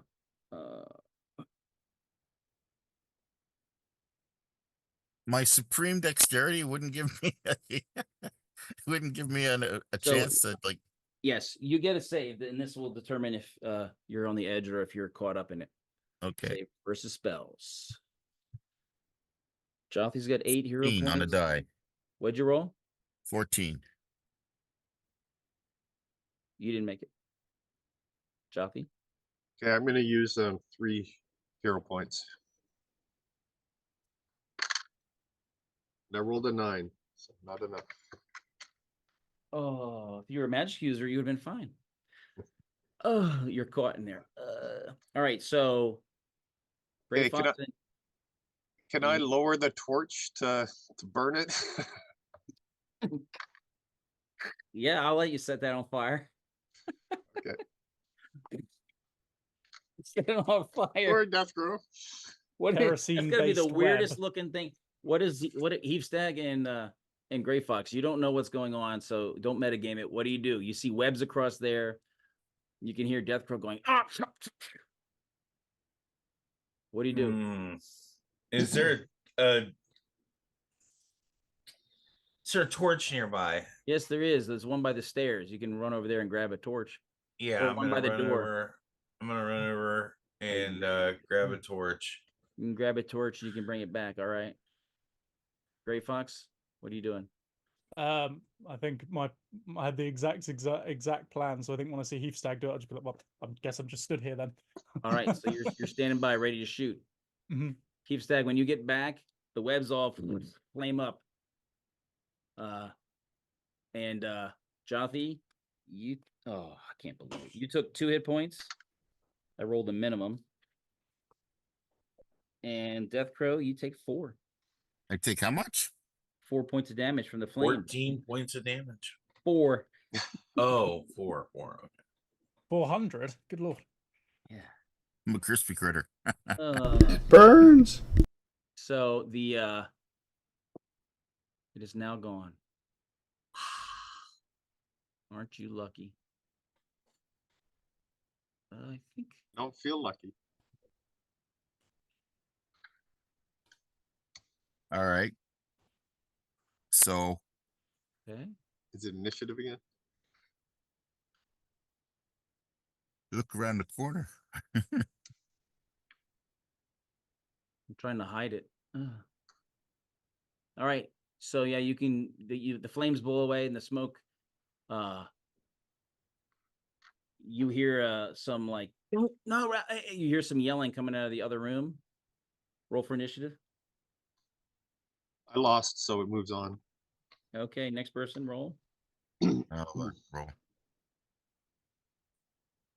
2. You lost. We won. Okay. You're running around the corner, I take it? Blindly, Looking around the rapidly. corner, not going to run blindly into something.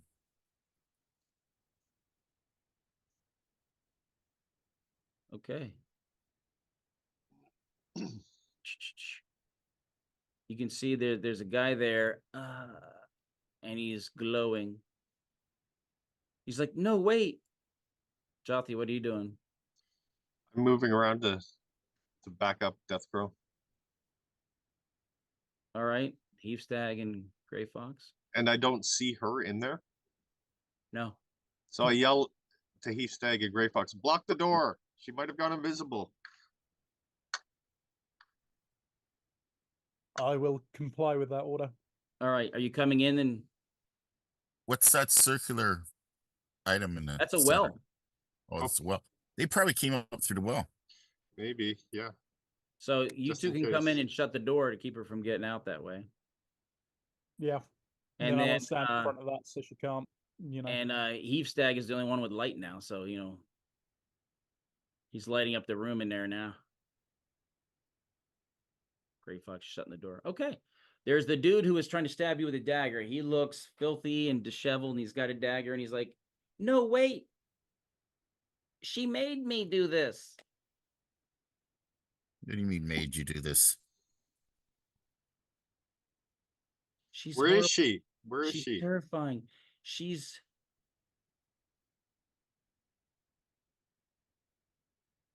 down He's the what? hole.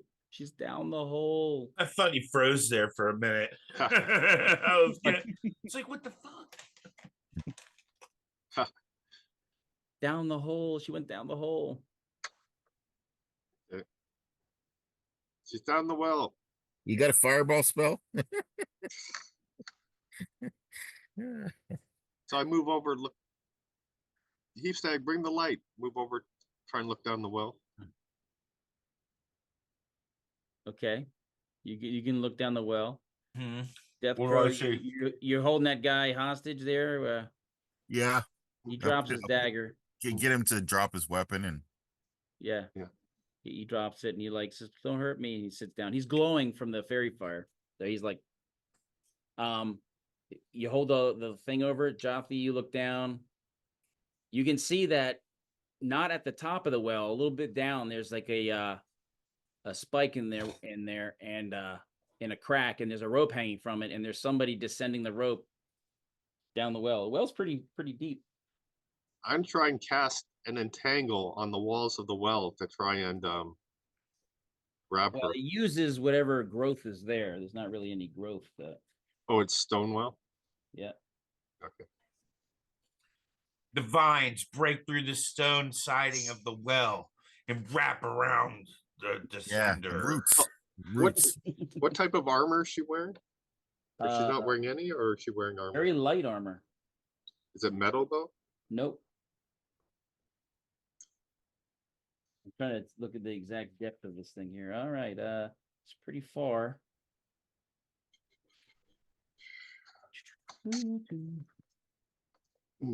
Okay, yeah, so it's deep down there, because remember, you're up on a cliff area. Yeah. It goes How down far? pretty far. how She's far about away is 30 she? feet.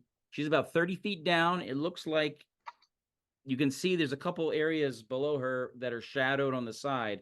It could be a rock overhang. It could be a hole in the side.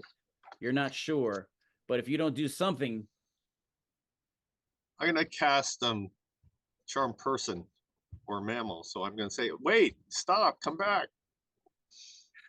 all right. Did you look up and review all your magic items that you have with you? Oh, You do this every time. yeah. Okay. Oh.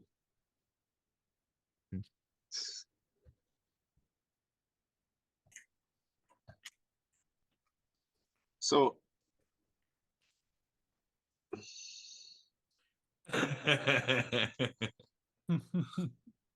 Tim's face. What are you doing there? I don't know. That would wreck the well though if I did that. Well, it's temporary if you're thinking of that shield. Hey Scott, aka Yeah. Lord Gazumba, metagaming in chat. Come on. Okay, yeah. So I could do the wall of thorns down into the well then. Yeah. So I'll take the spear or the shield and then activate it down the well. Okay. This is the first time you've used I think the first time. No, you used it once before. Yeah, I used it when we went after those, like that compound. Yeah. Yeah. Okay. It fills the entire well with thorns. Ooh.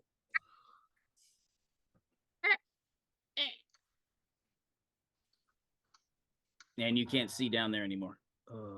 What do we hear? You hear some expressions that are not ladylike or nice.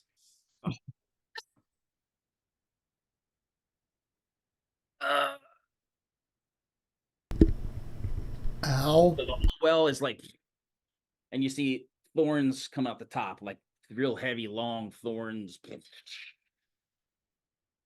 Stag looks down at his torch and then looks at the rest of the group and smiles. And the guy's like, oh, the expression on the other dude's face is like, oh, ooh. Yeah, finally, somebody's more powerful than her. Good job. Good job. Wait for us to work together. Good job, team. You be quiet. So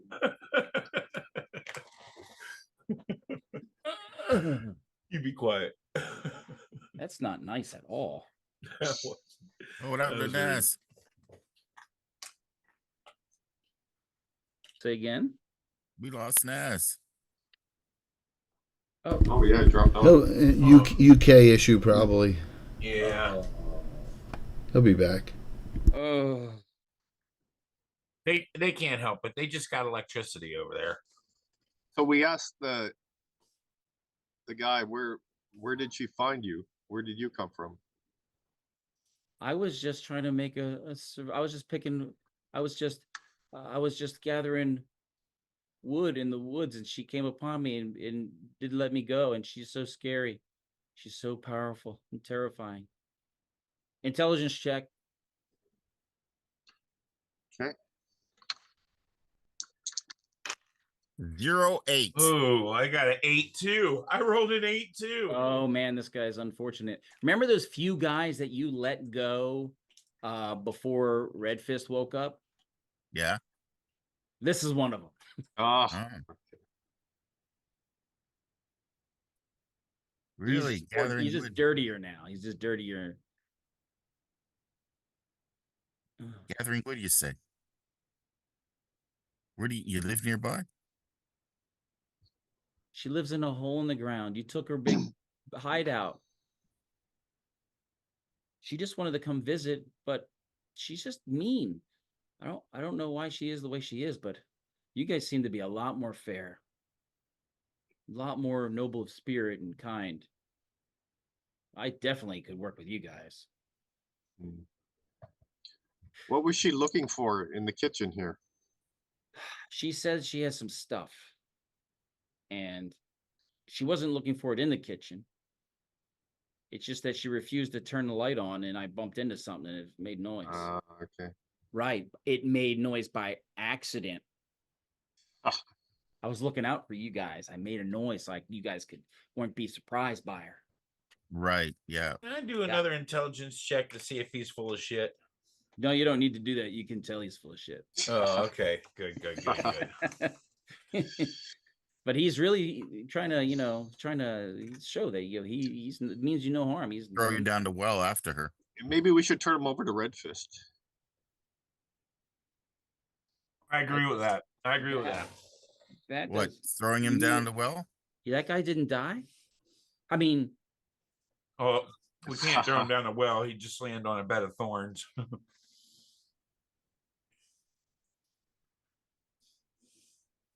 Geez, I'm back. I'm not sure what happened there. I say give him over to Red Fist. I think that's a wonderful idea. so Tim, were you here when he did wall the thorns down the well? I did Wall of Thorns. I was getting ready to say a joke about Merlin's hedge trimmer, and then my internet died. Okay, so basically the one guy was trying to he's trying to say he's on your side, but he was recognized as one of the few guys that you guys let go while Red Fist was sleeping. Back when you took over this thing, Red Fist was injured, and before he woke up, they let a few of them go with the promise they wouldn't, do this again. Right. Yeah, we'll leave him in Red Fist's care. So you're gonna tie him up? Yep. He's like, no. Oh, no. Oh, look, I know a lot. I can help out. I know the area. I know. Oh, all right. So you tie him up. Now there's a word to dispel the thorns, or you can just wait until it automatically shuts off. It only lasts a certain amount of time. I'll leave it. Just hopefully it can finish her off. Better bleed. Okay, it's going to take like an hour. Yeah. That's a lot of bleeding. Over an hour. Okay. With busted hand tendons as well. All right. And you're gonna lock him away somewhere. You can take away. He's got a dagger. He's got a little pouch with little odds and ends in it. A little bit of beef jerky, Leave that on him. or a little bit of strange meat jerky. You're not sure what kind of meat it is. Human meat. Mystery meat. Mystery meat. And then after you wait for your the amount of time,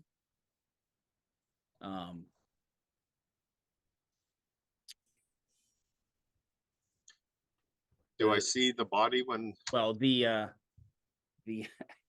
thorns kind of, and your shield's on the edge of the edge of the well, and then when it retracts up, you see that there was a body in the thorns, basically right where you had last seen her, and it goes and falls, splash.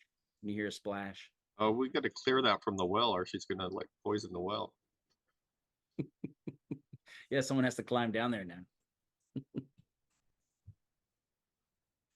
Yeah, who's gonna We'll climb we'll down? send our foil group, the foil barbarians. That's the job for them. Yeah, you can get one of your better climbers to climb on down the well. It's not that super hard to climb, but you know, climb down, hook a rope to her. About 40 feet down, there is a side passage off the side in the well. Oh yeah, we should investigate that and secure that as a potential like entrance. So we should make it so we can only open it from the inside. Right. It's like it opens into the well, so it's kind of like it's just that it's not easy to see because there's a little rock overhang. So when Yeah. you're looking down, you don't see it. But is there an exit from it to the outside, or is it just a hiding hole? Are you gonna go? Who's going down there? I'll go down. Okay. They lower you down. I And need to roll for no. It opens into a narrow cave and it snakes through and goes a ways. How far are you going to go down that opening?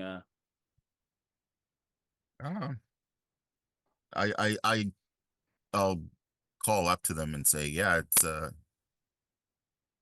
small cave and it narrows, it winds further. I'm gonna go check it out for a little bit. I shouldn't be too long. If I'm too long, come looking for me. So you have a you're gonna light a torch or something? Yeah, I'm gonna take a torch. Okay. It goes basically it meanders a little bit, but it comes out in a real narrow, rocky area on the other side of the hill that the fort is on, the other side of the ridge. Okay.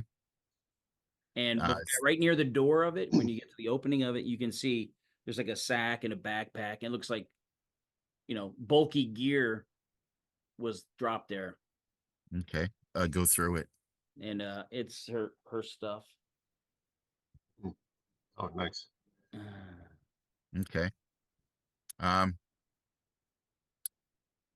Okay. If I was to leave through this here entrance, how long would it take me to get back up to the main gate? It would probably take you. I mean, if you go all the way around, or do you want to go over? Go over. So you could go up kind of diagonally around the lower part of the hill, and it Mhm. would probably take you about a half hour. Okay. It's because of the change in elevation. You could get to the barn faster, but remember the barn was overlooking your fort on a cliff, so you have to kind of go around it. Right. So Yeah, I'll do that. okay, all right, And and then you also I'll well, communicate it first. I'll go back, communicate it first that there's a way out through here, and I'm gonna take the way out. all right, And then I go back and do that. And I'll bring Okay. her gear with me. all right, Cool. excellent. So you have an extra set of like adventuring gear and some weird smelling oils, and you don't know if it's perfume or if it's cooking oil or essential oils or poison, or you're not sure. Sensual oils. Essential oils, right? Goodies. I'll let the It's good for your skin. apothecaries figure that out. Okay. Am I able to discern what it is with herbalism? Yeah, you can if you there we go. A roll D20 or percentiles for the check? You can tell that it's toxic. Okay, it's poison. Okay. Yeah, it's toxic. And it seems like her dagger smells similar. Mm. Mm. These dark elves use poison on their weapons. You guys aired her out with those arrows so hard. She was going to get away, but the damage from the thorns put her at -1. Oh. Nice. And then she was like, she sat there and bled out.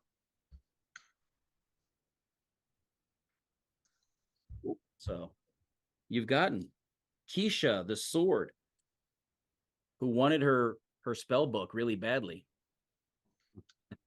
Oh, that's what that is. That's what it was. There in her backpack is another small book. You know, it seems to have similar type drawings in it, but there's fewer pages and it's thinner. Okay. It Yeah, seems less impressive than the other one. We might be able to sell these books in town. Yeah. One of our shamas might be able to utilize them.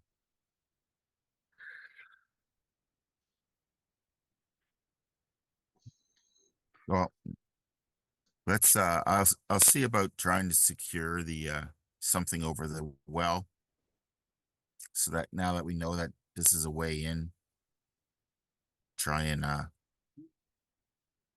You maybe can mention you can try to block the passage on the other side. yeah. Well, we may want to utilize this too as a way out. Or well, it is pretty camouflaged. I mean, Yeah. you didn't notice it. Exactly. So if we can just secure it from the inside, like put a grill on top of the The well. well and lock it, and that way anybody who needs to use the water, you unlock it, do it, get the water, and then when you're done, you secure it again. Yeah. That way anybody coming up can't get through. It's like a bird.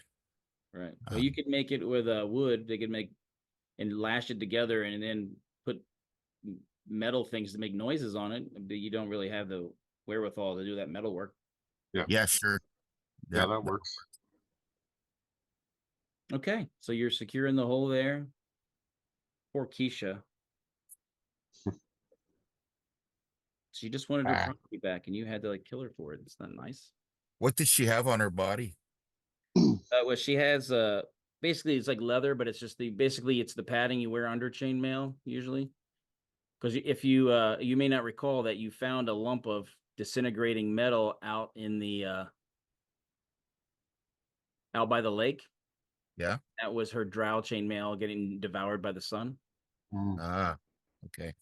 And so she lost it as she flew away. She had Yeah, I remember that because I had shot at her. Yeah. So she had three little vials, and you had one person who was able to kind of tell you what magical things were. Yeah. But you handed her back to her to her family. She was a pain in the ass. Still worth it. Yeah. I gotta pop smoke here for a minute. I'll be right back. Okay. So there you go. Okay. Right before you left. Yeah, actually, Tim, can we take a 5-minute? Yes. Okay, good. And then Jay, we can change maps, I think. I will 1 sec here. Sure.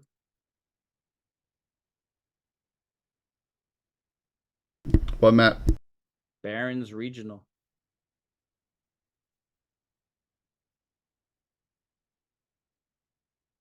Yeah, I'll be right back also. All right.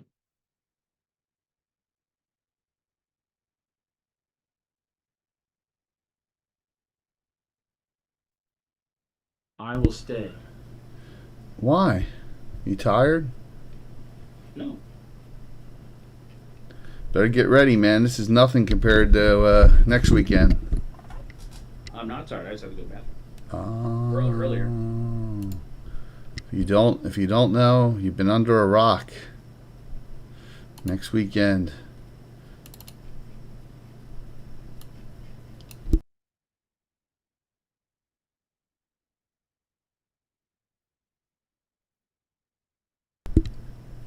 Oh, because I got it won't show because I got I can do it a different way. That's funny. 1 sec.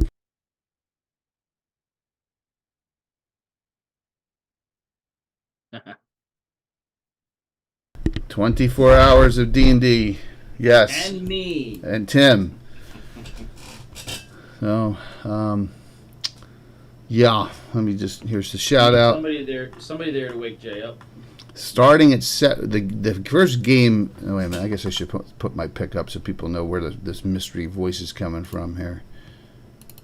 There we go. I'm in the bottom. The first event is 9 p.m. But Tommy John Kelly himself is coming on at 7 to talk about his hateful words. So this will all be in the basement. I can't do it up here. So, thanks for the follow. That should be over here, and it should be in front of that, but it's not. So that's a mess up on my part. Yeah. So we got a whole bunch of great guests. Starting at first games at 9 p.m. And 16 over 16. We got second games at 9 a.m. The next day, Saturday. Third games at 3 p.m. in the afternoon Saturdays. We're running through, but we start at 7 p.m. with the interview with Tommy, and then we'll have some people in between events. Ed is awesome. Ed is a good friend of mine, and Ed is playing a bard, Rorn, an ancestor, I think a great-grandfather or grandfather, one of the two, of his character Ravalantar. Old school bard. Yeah. Plus all those ladies and Tim in the first game. Second game is Mike Disney, who's on below. Mike Disney and Phantom and Coco and Stronghold Tim. And you have a mysterious Tim. And who am I missing? I'm missing someone. Don't you hate it when you miss someone? Who am I missing? Yeah. I'm missing someone in that group. Oh, April Nicole Hill. How could I miss April? And then the third game is Curtis, Brett, Tim, Coco, Korg, and Chuck Cumbo. Yep. So look for some fun on that. It'll be a blast. Phantom NJ, yes. Absolutely. So there you go. So many phantoms. So many phantoms. Tomorrow night we will have, we're going to do, I think the shout-out's updated now. GREYHAWK campaign development, developing rumors and subplots. That'll be the discussion tomorrow night at 7 p.m. And I am working on a ton of things here behind the scenes as I am going. Do you want rumors and subplots, though? What do you mean? What the heck's that mean? I'm starting a rumor and a subplot. Yes, I got it. And if you ever watch me playing in Tim's game, the City State, it's one big subplot. One into the other. Right? There's a lot of little ones, yeah. Yep, absolutely. And a big one that you don't even know yet. Yeah, I was thinking that. I am missing stuff. This is where I got books everywhere, and I'm missing something vital, and now I got to find it. So I'm going off here, and you guys enjoy. Yes. Good. Hey, actually, Jay, can you zoom in on the map so if you are delayed coming back, we can kind to where? No, I'll be right here. To where? You're in the Barron's Regional. Up here, up top. Yeah. No. You're in the wrong one. I think. This is Barron's Regional. Oh, okay. Then you want to go down to where the U is, where it fell to the right of the Fellree Forest. Zoom in. Wait for, okay. So zoom out slightly and to the right slightly. And down a little. And out. Oh, right there. All right. Perfect. Cool. Yes.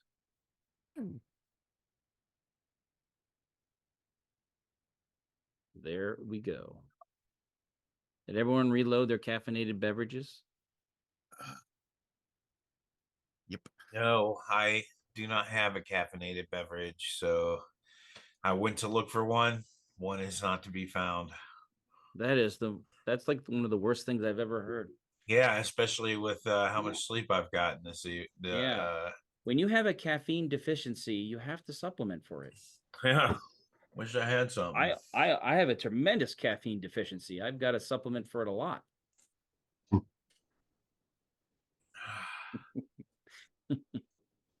Okay. Mike, you're still back, even if you're muted. Yeah, I'm back. Right, Yep. There we go. Okay.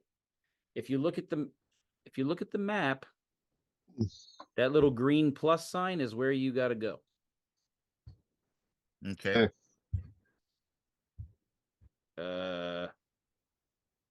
Should we And just that is about 120 miles south. Well, let's beeline it. So, so you can try to like do the cross country thing, you know, staying out of trouble, avoiding things slowly, whatever. Harder to do with 10 horses than few, but you can still kind of do that. Oh, 10 horses still not a lot. might just slow us down a bit? Not a lot right up until one decides to go lame. Buffet for a group of ogres. Yeah, that, or we could just we can switch mounts every now and again. That way they don't get overly tired too. Yeah, Oh. we can rotate. Yep, that's right. That's the traditional a Baron's Plains person on the warpath will have 4 horses. And that is like one for trophies, one for food, and one's for switching back and forth so they can keep riding.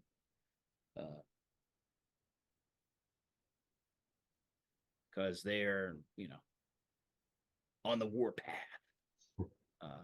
That's what we do. Yeah. So your goal is just to head south. You're gonna Get to try that to sell target. anything, or you're gonna try to, or are you just gonna basically go south? Well, I think what we can do is like place the crow feather, then go look to sell, because we're supposed to leave the area after placing it at the well. Then we can go look to sell and then come back. I think was what I was thinking. Okay. All right. So it's going to take you, normally you figure, I can do 20 or 30 miles in a day. But if you're doing it to avoid detection, you're probably going to get 10 to 15 miles if you're trying to stay totally undetected. 10 miles a day. That's going to be 10 to 15. If you want to stay without any, I'm just saying that's the safest way, because you're moving very carefully. You're looking at your Lowest route. profile. Yeah, you're reconning ahead of time before you get somewhere, and then you ride up. It's basically, That's you're trading time for safety. That's 10 days each way. That's how fast can we go if we go like moderately cautious? 15, 20. 20 is, on horseback, that's not too bad. You're taking some risks. You're moving blind in some areas. You're not reconning everywhere you're going. You're not trying to get points of advantage before you cross things. I think if we get the get the rations and stuff like that sorted,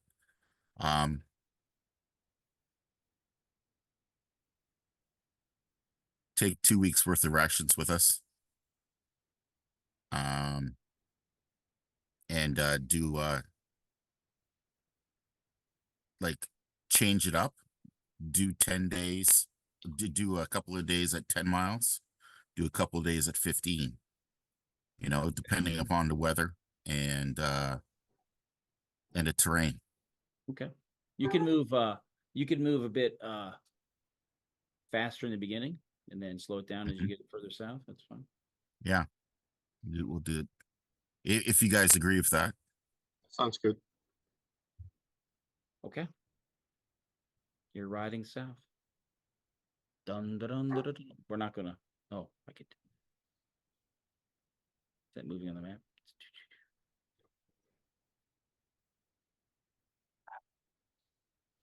What do you run into? I mean, what runs into us? You as you're traveling down this way, you actually come upon an encampment. It's there. Obviously, where they're camping, they're trying to stay very hidden as well. And it looks like it's some of the freedom fighter guys.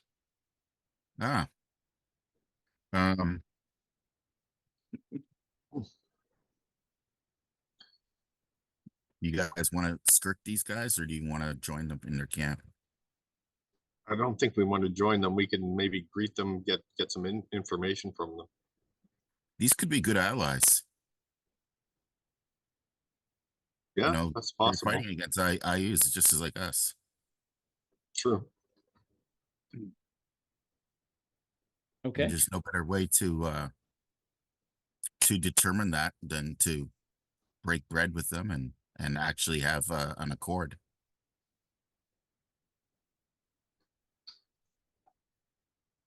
Okay, so we'll greet them. Okay. So you greet them further out. You don't surprise them at the. No. No. Okay. And then it's kind of a small group. You don't see any of the leader types you saw before. They're like, hey, it's one of those other, and they kind of like point at you because of the way you're dressed. They kind of recognize you. And they're Eve like, Stag stays about 30 yards out from the encampment and circles the encampment the entire time. He does not go in. all right. Staying on horseback, you dismount and walk around with your bow. I dismount and walk around with my bow. All right. And they're like, hey, you're those guys we saw up there with that the daughter. Yeah, Yeah. did you get her back to her father? Yeah, the bosses took her back. They didn't seem to trust her with us though. But yeah, that's good. That's good. It's good to get, he can it's his daughter. He wants her back. He's Yeah, got he- a like New Yorker twang to him now, or what? She's He- a he- handful. Yeah, he can have her. Yeah, she ran her mouth a lot. But Yeah, like it's just the way it is, like. Forget about it. well, I'm sure he's gonna marry her off somebody. Can That's we his business. can we just like, I think just for the sake of pressing on with towards our goal there, I just want to make like small talk with him, share a meal with him, and bed down in safety in numbers. All right. So they And, basically they basically tell you where they kind of how they have guards posted, how they run that. Mhm. You And better- like I just want to share with them that we also are fighting IUs, and that we're looking to we're trying to it's become difficult to supply ourselves up there because we're fighting against IU's army, who's basically he's what do you call that interfered with the hunting lands. it's not only that though, it's where they take everything and they leave nothing. Tell me about it. Mm, Yeah, we've all like lost farms, lost family, have family lost farms, lost businesses. Those guys, they're so stupid. They're always trying to tell you what to do, and they don't deserve it. But I will tell you this: there's what I'm told is, and the reason we're kind of all dispersing here is there is a company of some of those Iusians running around here, and word was they're in a heap of trouble, and they're trying to come south because they're getting their butts kicked apparently.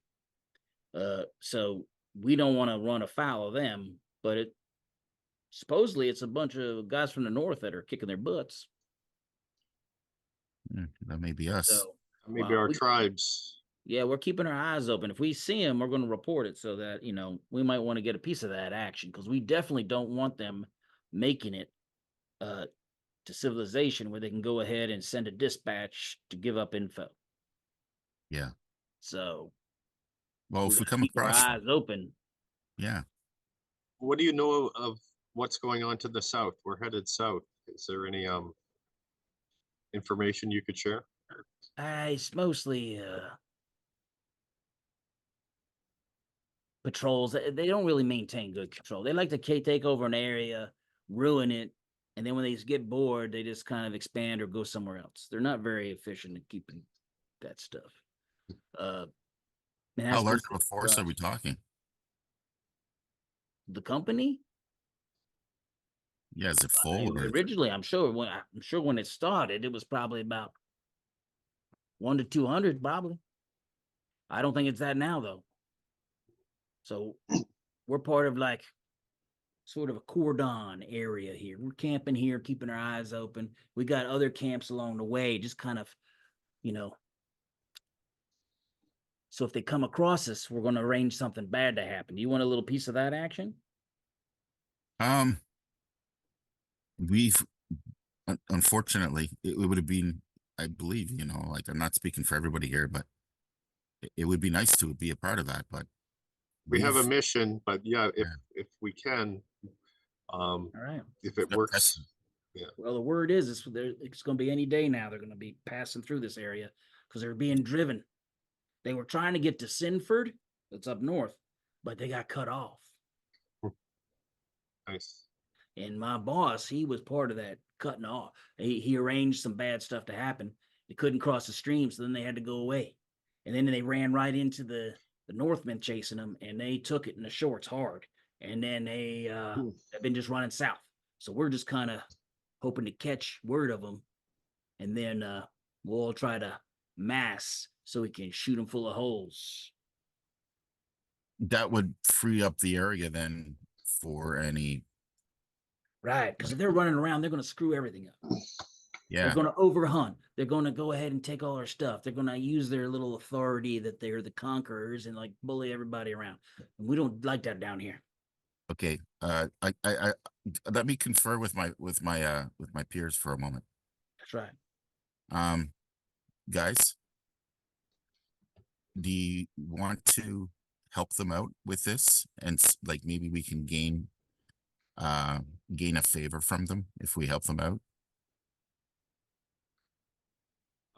Be- Yes, it once could we be. get our because once we get our goodies, we're going to be looking to expedite to the north, right, and get it back to our tribe as quickly as possible. If we've Yeah. got these guys here that can look out for us along the way and actually, you know, sort of like escort us back to the north, that would Yeah, be and we also don't want to be moving through if with that unresolved. With that company roaming, if we exactly. move through with the supplies and get ambushed, that could be. Yeah. So yeah, maybe we need to deal with this first and then proceed on our mission. Exactly. It's like make the room safe, right? Make the land safe, and then we can continue on with business. Do you guys agree? I'm on board. Yeah, agree. I think so. I think probably we need to just make sure that maybe we get, by doing this, we need to get in with one of their officers or whatever else who has a bit more sway, because these guys are just, you know, Yes. the rank and file. Yeah, good point. Need that influence, that level of influence. All right. Heath Stag, you're cool for this? Yeah, I thought you guys heard me. Sorry. Okay. He's always up for killing Iuzian. Uh-huh. All right then. I guess we'll rest with them for the night, like, you know, have our Yeah. meal and stuff, and then however it goes for the next day. Okay. Well, the during the night, the wee hours of the morning, you're gonna hear a horseman coming, and you hear like a weird clang, like a little cling before he gets within sight, and then you notice everybody's there all poised, and when they hear that little cling noise, they all kind of like relax, and Okay. a rider comes up who's one of the freedom fighters and comes in and goes to the main dude you were talking to there. You can just call him squad leader if you want. Okay. And they talk and whatever, and he's like, hey, we got some buddies that are gonna help out. Hey, new guys, come over here. Well, we introduce ourselves, you know, Yeah. accordingly during Well, the evening. he's calling you new guys in front of this guy, so he wants Okay. to. Hey. And so he looks at you like, oh, all right, some pretty sturdy looking people. And he says they are moving. They're going coming down the trail, the ridge trail that it's the one we. And so they're referring to trails and stuff that they use regularly. Mhm. And he said we're going to catch them right there in the watering hole area. And again, they're just referring to their own sort of backyard, sort of. He goes, it'll be great. they're getting pushed by these Northmen. Man, these guys are relentless and fast as shit. And then we're going to sit up on the high ground, and they're going to be washed right up to us, and we're going to shoot them. So set up an ambush for them. Right. We're going to be basically in the blocking positions hidden ahead of time, and then we're going to screw them up. And we're So going to catch them. I can do some things to help prepare the ground to hamper them as well. Excellent. Yeah. Well, I want to give away that we're there. So we're going to approach a certain way, and we're not going to walk in the grass in case they got, it looks like they got some sort of Northman helping them. So they're able to like avoid some stuff. They've been a little Yeah, tricky. the traders. Yeah. It's one of the Yellow Tree guys, I think. But and then you guys, you hate the trader tribes, so they got a trader tribe scouts with them. He's like, Yeah. this is not a problem. We'll set up on the ridge, and they'll feed right into us because the rest of the terrain is hard to move through. So they're moving fast. They don't have the luxury of hiding, so they got to keep moving. Because again, they're being pursued by some relentless. Even for Northmen, these people are relentless. They got a lot of anger. Yeah. Which is worth fine for me. We're going to go ahead and eat, clear up camp. We got to make sure we get rid of everything so it doesn't look like anybody was here. And we're going to go link up with Lieutenant Dan.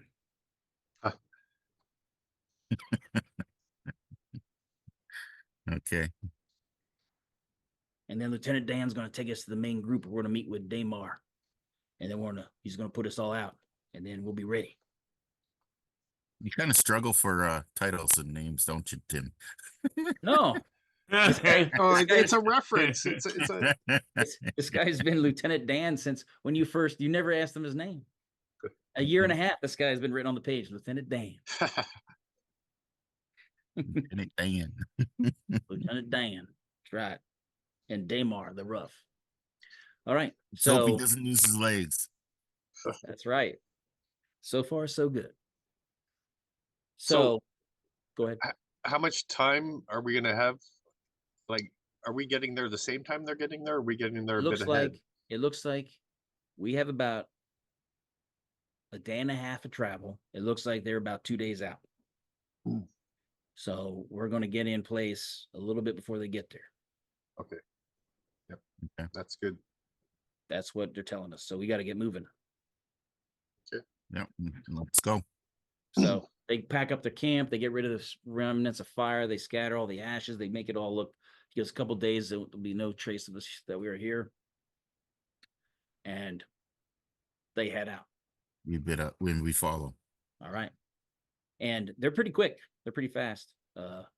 They are on horseback and they're riding. You can tell they are really familiar with the area. And you can expect that they probably, against people who are not used to it, they can probably run roughshod over them and they can lead them all around the place because they seem to know this place very, very well. Well, that could be beneficial to us, especially when it comes time for us to get back north. Right. Yeah. So they're gonna take you to a location, and it's pretty it's pretty heavy and thick with trees, whatever. But once you get kind of under the trees, you can see the undergrowth has been cleared out. You can tell this is like an assembly area place. There's a couple kind of subdued colored tents off to the side. Some horses are stopped here. You can tell this is where they're headquartered. How much time do we got? How much time what? I told you it'll take a day and a half to get in position, and they're probably about 2 days out. I've got special abilities for out in the woods. I'm a bandit, right? Right. So like if there's any kind of like a small pit trap, not something that your entire guy falls into, but like a covered pit trap that's got wooden spikes in it, where if they step on it or they step into it, they could fall and impale themselves, or they can impale their foot. Something small, like along. You're talking about making something like that? Yeah, if I have the time. Okay. This is the area. This is like Lieutenant Dan's headquarters area. and it's one of the assembly areas. After they do the ambush, this is one of the areas they rally at, and then from here disperse, because some people will go afoot and some people will go on horseback. So I got a And- 62% chance on covering those traps, right. doing them up. And Lieutenant Dan meets you. He's like, "There you go again. Look at you. I knew you would come and see reason. Once you calm down your hotheads, I was sure that you would see reason. I mean, makes sense." Does your enemy is our enemy? Yeah, that's right. And you seem to have some skills, so I'm glad to have you here.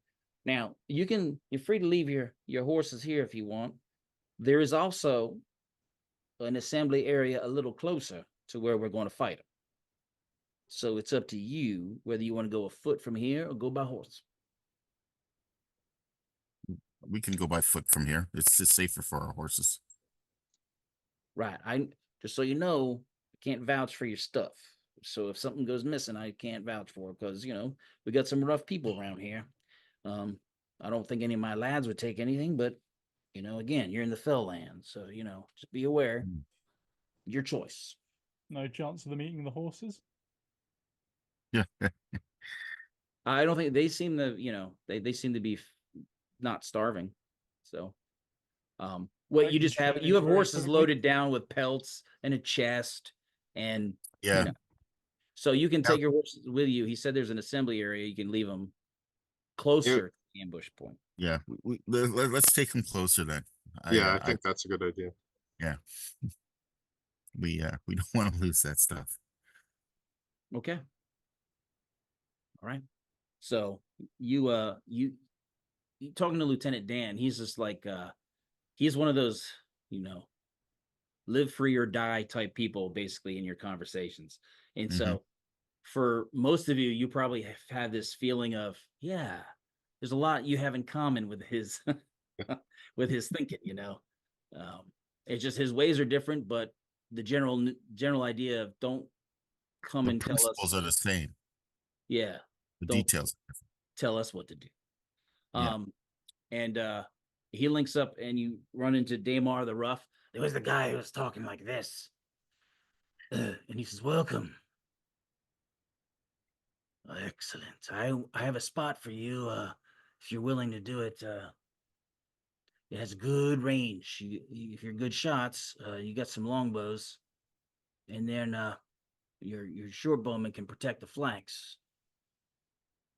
I have a position just for you guys."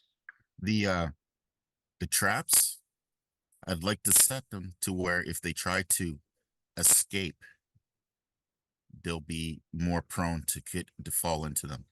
Yeah. Vice. You'll be able to set up like punji trap type things. Right, where you put in a hole and there's spikes that you don't have to dig deep. No. It's easier to hide the dirt, and it's basically you put spikes in it, so if they run through there, their feet fall into it and they get spiked. Exactly.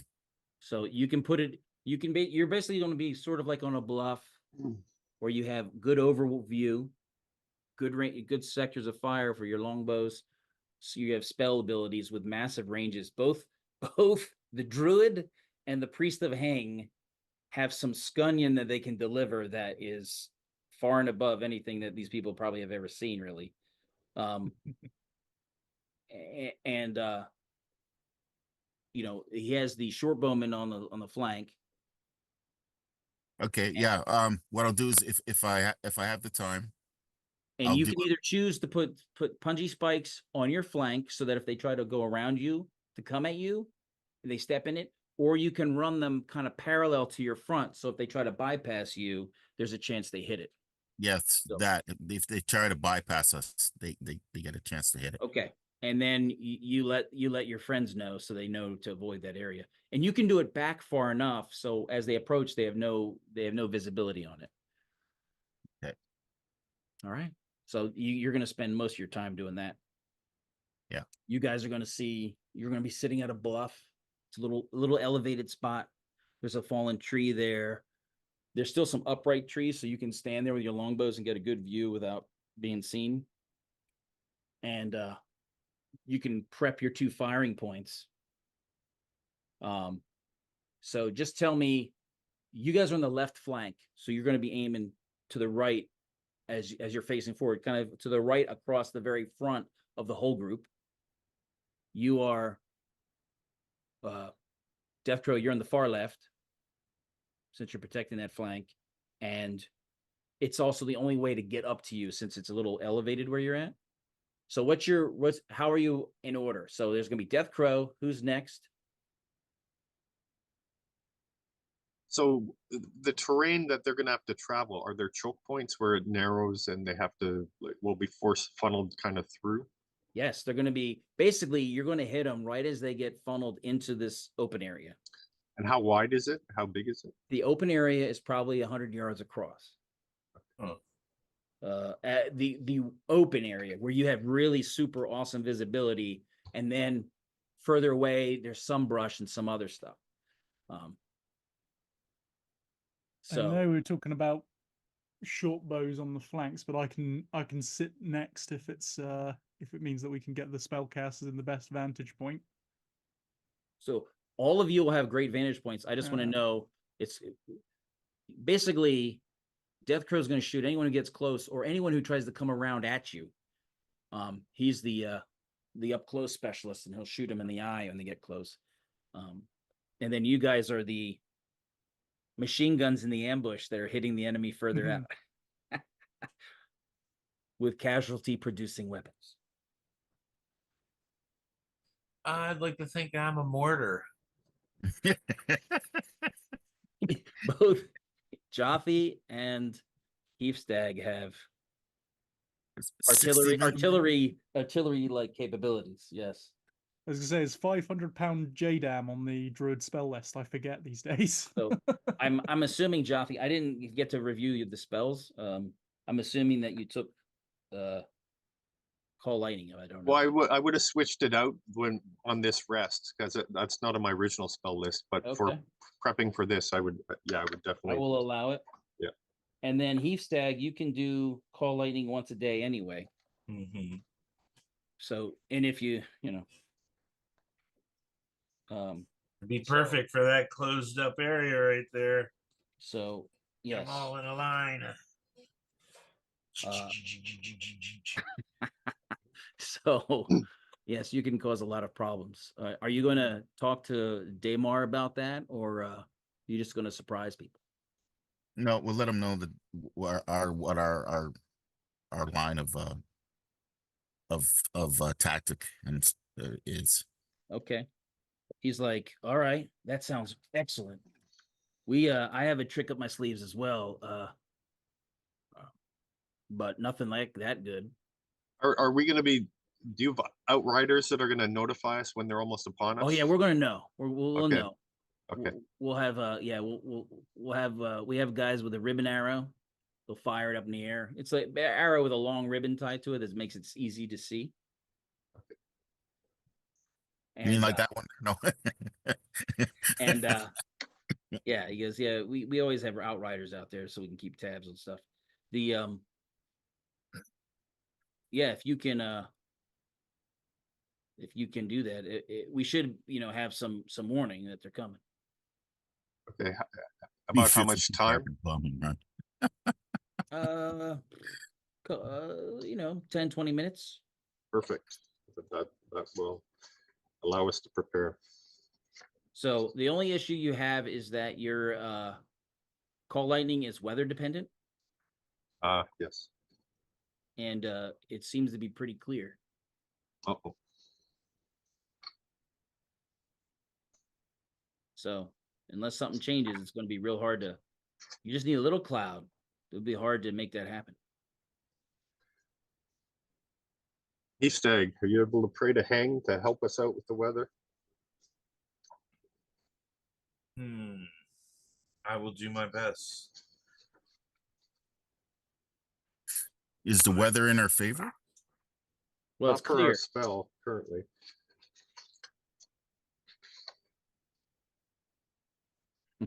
I can control weather. At 7th level, you can cast that. Yeah. And Yeah. I am level 8. So And You do have a magic bow.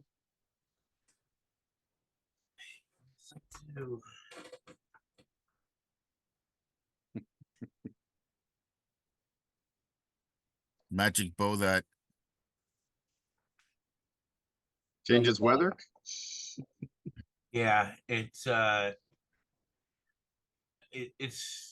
causes a rainstorm once per Once per day. day, he can shoot an arrow straight in the air, and it causes a rainstorm. Oh, nice. That's called That's a what we rainbow, Nice. or a bow of storms, whichever you want to. It's called the Bow of Storms. Not a rainbow. So, so you can do that. You can call it Stormbringer. So you can Ooh. change the bright day into you know, A thunderous. to a, well, at least Deluge. as long as there's a cloud in the sky, call lightning will work. If you don't have, if it's totally clear, not so much. So you have to decide when you're going to do it. Are you, as soon as you get word, are you going to fire an arrow up, and then you guys are going to start? It takes Yep. one turn to do call lightning. That is exactly. Wait, call lightning. You mean You just need to wouldn't wait. fire a arrow straight in the air once you say, you say the magic word and fire an arrow up, and it will create a rainstorm. that's not call lightning though? No, but That's you a need to have setup. you Yeah. need to have clouds to do call lightning, and right now there are no clouds in the sky. Okay, all right. So you got to bring the rain and then bring the rain. Bring the rain. Yeah. And as Only if if it you wasn't want bad enough, to. they're getting peppered with arrows anyway. Yeah, it's like it's a bad day for them, but they deserve it. All right, let's do it. All right, so you're set up again. It was Death Crow. Yep. The next person in line is I'll go. Naz. Gray Fox. The next person in line is I'll go. Jothy, and then Keith Stag, you're on the right on your group. And then there's a little bit of a low area, and then with some brush, and then there's another team of the freedom fighters on the other area, about 15 yards away. They have put some stuff in the brush, kind of. If they do make it to you guys, they would basically, if they were charging straight ahead, they would probably try to go in that low area, kind of between the two groups. But they kind of put a few, logs in there to trip them up and things like that. But they don't have anything sophisticated as Death Crow does. Okay. And Right. then we've got a couple of traps there for them should they try to go past us. Yes. So you tried to seal the objective. Okay. All right, You as want you're me to roll waiting. percentage on how well they're covered? No, we'll do it as they approach. If anyone makes it there. There'll have to be survivors for that to happen. Yeah, when you're running for your life, it's hard to pay attention to if there's like a little bit of grass that's displaced. Yeah. So you're waiting. Time seems to slow down a bit as you're sitting there. It's getting a little bit boring. And then you hear the guys to your side. Psst, psst, psst. The signal. Notch and arrow. Bring the And they- rain, Easteg. Yes. I pull out Make it rain. this arrow with a light blue feathering, and I look up to the sky. You can hear me whisper a prayer to hang, and I just let loose, and the arrow disappears into the clouds. Well, And it all of a disappears sudden- into the air and becomes clouds. That's right. Hey, let me discuss this, buddy. Wow, you just ruined it. No, it was a clear sky, remember? No, you tell me. That's it. Oh yeah, it was clear, and boom, now you have clouds. And now you can start doing call lightning. Yep. It takes 10 minutes to kind of build the energies to like evoke the power Okay, I'm casting. All right. So you have some guy doing some hang stuff, and you have another guy doing some mushrooms and talking to himself. Mushrooms. What? That I use that instead of mistletoe as my. Instead of mistletoe, he uses mushrooms. That's my material component. He's like, and he's Uh. talking to people, and he's saying things to the air, and he's like, and Gray Fox is just like sharpening my arrows. I don't. As you're sitting there and listening, you can kind of hear in the distance hooves. You can hear the occasional thud of some hooves coming. You guys are just focused on your spelling. So, but Gray Fox, you're and Death Crow, you're watching. You see some of the brush and trees, smaller trees that are back in the woods. You see some of them start to move, Mhm. and you hear horses make screams. You hear a few horses scream like something's bad is happening to them. And in the distance, remember there's that clear area. In the area that's partially obstructed with the light woods, you see some movement coming your way, and you see like some looks like somebody's riding fast. Occasionally you see them when they hit a little bit of high ground, you see them pop up as they're moving your way. So they haven't reached the engagement area yet, but they are getting closer.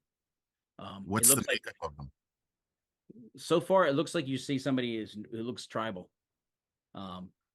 And of course, Yellow tree. yeah. So that's what's happening. Are you guys going to do anything? Well, the spellcasters are busy. Other two, are you going to do anything right now? You're still waiting. The situation is developing. I'm gonna hold until I can see the whites of their eyes. No. Right. Yeah, wait So- till the main force gets in. Okay. Yeah, I really And don't want to be that guy at Helm's Deep who lets go too early first. Yeah, really. Yeah.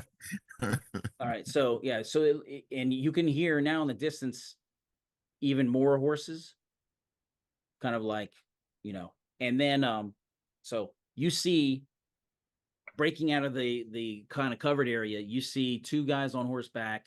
They're definitely tribal. By their markings, even from this far away, you can tell they're yellow tree. Just the markings on their shields. And they're riding. I'll leave those to Heathstag. they're riding flat out. It looks like these are like the advance. And you can hear more voices coming, whatever, and it looks like there's people on a foot also moving. Yeah. And you hear you start seeing dust kicking up as they get closer, just from the number of people running. The two horsemen get into they're at the edge of the clearing now, so they're 100 yards away. They're 300 feet. Okay. You guys have about a round left of your couple rounds left of your casting. Next round, the two guys are running, so they're full on into the clearing area.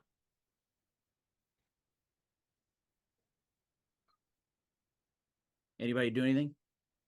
Wait until we get the majority of them out in the open, so that your call lightning will affect the largest amount. Okay. So they come galloping into the open area, and you can kind of see they kind of slow down. They look, and they're looking back. They're running forward, but they're looking back towards the people who are coming. Okay. And they see the high ground. They're basically getting close, like right to the bottom. They're at the base of the rise where you guys are at. So they're about 50 feet away. When I'll launch into them. A large group of, there's only two of them right now. Then you see there's troops that are dismounted running through the broken up area, the lightly wooded area. And so now you see a group of probably, I don't know, 200 people come out of the tree line. There's humanoids in there, maybe half orcs, maybe some human. It's a mishmash, but they're all full on running. Okay. I'm gonna, as soon as one of them comes within optimal range for me, I'm gonna let loose a Optimal range for you is 30 feet. Yeah. but they haven't gotten. They're at the very base of the area, 50 feet, probably from. Didn't I have Jockey. that skill that doubles my Yeah, within 30 feet. it doubles my distance to 60? No, No? no, that sounds like 5th edition. No, no, no. It's Patrick edition. Patrick edition. It sounds like wishful thinking. Had Yeah. Lieutenant Dan established a signal or anything that he was gonna? Yeah, but you guys didn't ask. So once when that 20, it starts becoming apparent. You see the guys on the other side they're starting to draw. So, and you guys just finish your spells. All right. So let's launch our Initiative. surprise attack. No map, Tim? Any map or no? Nah, nope. This won't last long. Is it my turn for initiative? Map is in here. It's yeah. I roll a 4. All right. It looks like there's Nice. the two riders down below. They first come and look like they're trying to go up the where the land drifts between the two rises. But they kind of see that the thickets and whatever, and it looks like they're turning and riding right across your front. You can tell the other guys are beginning to fire, and they are all shooting. Almost all those guys are shooting at the massed group. 2 horsemen are riding at the. If you wait, Patrick, at the end of the round, he's coming around right through your kind of towards your area. He'll be within 30 feet of you. Yeah, I'll wait until he gets right within 30 feet of me. Yeah, get the traders. Okay, so your spells are ready.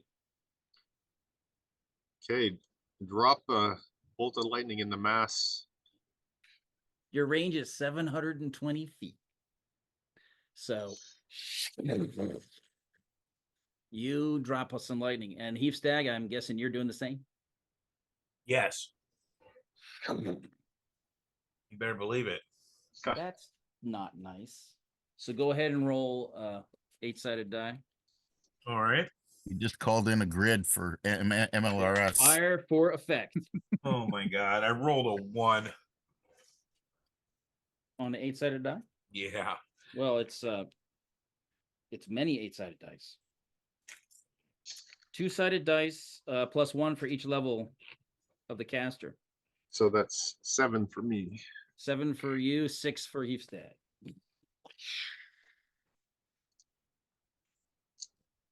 So with I 2 rolled lightning 6 bolts, 8-sided die. Yeah. All right. Be gentle. when you accidentally say repeat instead of say again. Repeat. Yeah, don't say that R word. So I got 19 All right. total. You see some smoke and lightning and Heap Stag. Hold on, I'm still adding up. You guys keep saying numbers and shit, and I can't get it right. 17 and 6. Help me with do the math. 23. 23. All right. It's my 4th roll.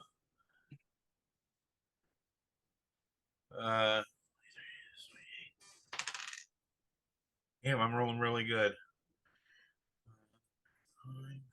This is my last roll. 36 altogether. All right. Nice, Mike. You see some horses go down.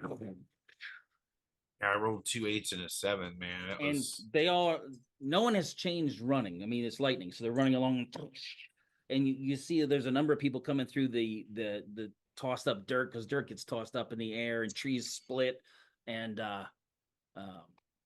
some people start smoldering and they fall to the ground, and it's in this bursts of lightning, and a lot of them just keep running. They're like, they seem dazed, and they're just like, holy crap. When you're under artillery, you don't stay still. And that's when the rest, the other guys all they all fire arrows into the crowd of people who are coming through the blasts of lightning. Okay. You have a horseman within 30 feet of you. I'm gonna let loose an arrow. Actually, I can do 2 arrows, can I not? I can shoot twice. Yes. Or you can aim and shoot, your choice. Oh no. I rolled a 1. Well, you can use your 10 hero points and re-roll it. I will. Scratch those hero points. There you go. That's what they're for. I can't believe that. Okay, an 11 plus You have a it's 14, 15. Yep, that hit. Okay. And an 18 on a die. Ooh. Ooh. Nice. So that's another hit. So roll 4d6 plus 8. 6, 10.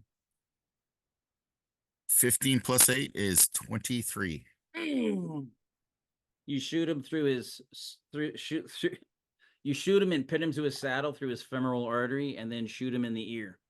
Oh, nice. Nice. And he just he would fall off, but he's kind of stuck. He's stuck to his horse. The horse kind of leaps forward, and then you hear and the horse crashes to the ground. Oh, thanks, man. There's another rider. What happened? Oh, hero point, huh? All right.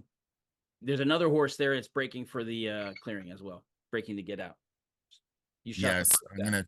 If let me know if I can get another shot off at him when I can. We're gonna roll for initiative. Oh, okay. Twinkling arrows are flying.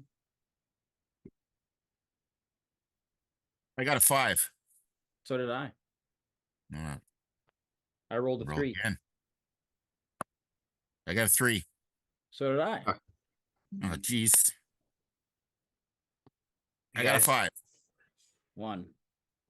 Alrighty. All right. So there's the other horse is breaking through. He spurred his horse when he saw that they're getting shot at and everything else is going on. 2 So more arrows. right, Gray Fox is the way he's facing is they're off to his left almost. He can't really get a shot. Joffe is kind of facing that way. Heavstag could get a shot across the back of you as he's trying to ride away.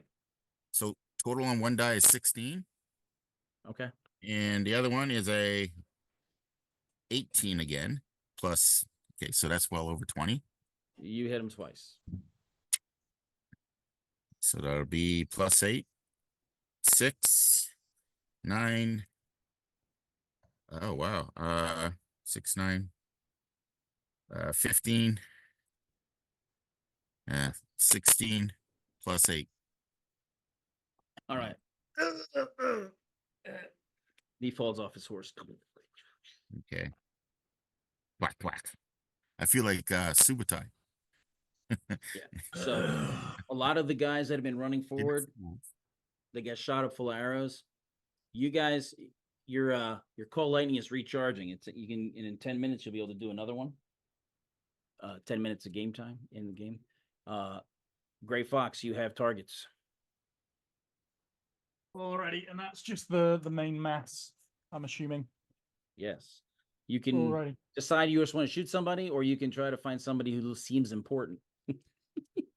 Well, of course, I'd love to find someone important.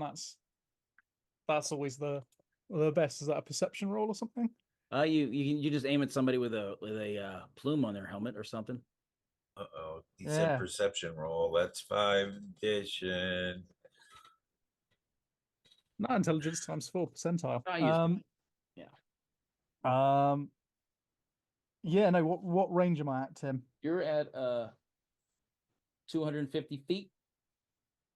So I'm at a -1, but then +1 for my dex, I believe. 250 feet. Yes. Cool. Straight roll. I'll let's go for some quick shots. We're going for accuracy by volume at the moment, I think, Okay. and the circumstances. So my first roll is a 14.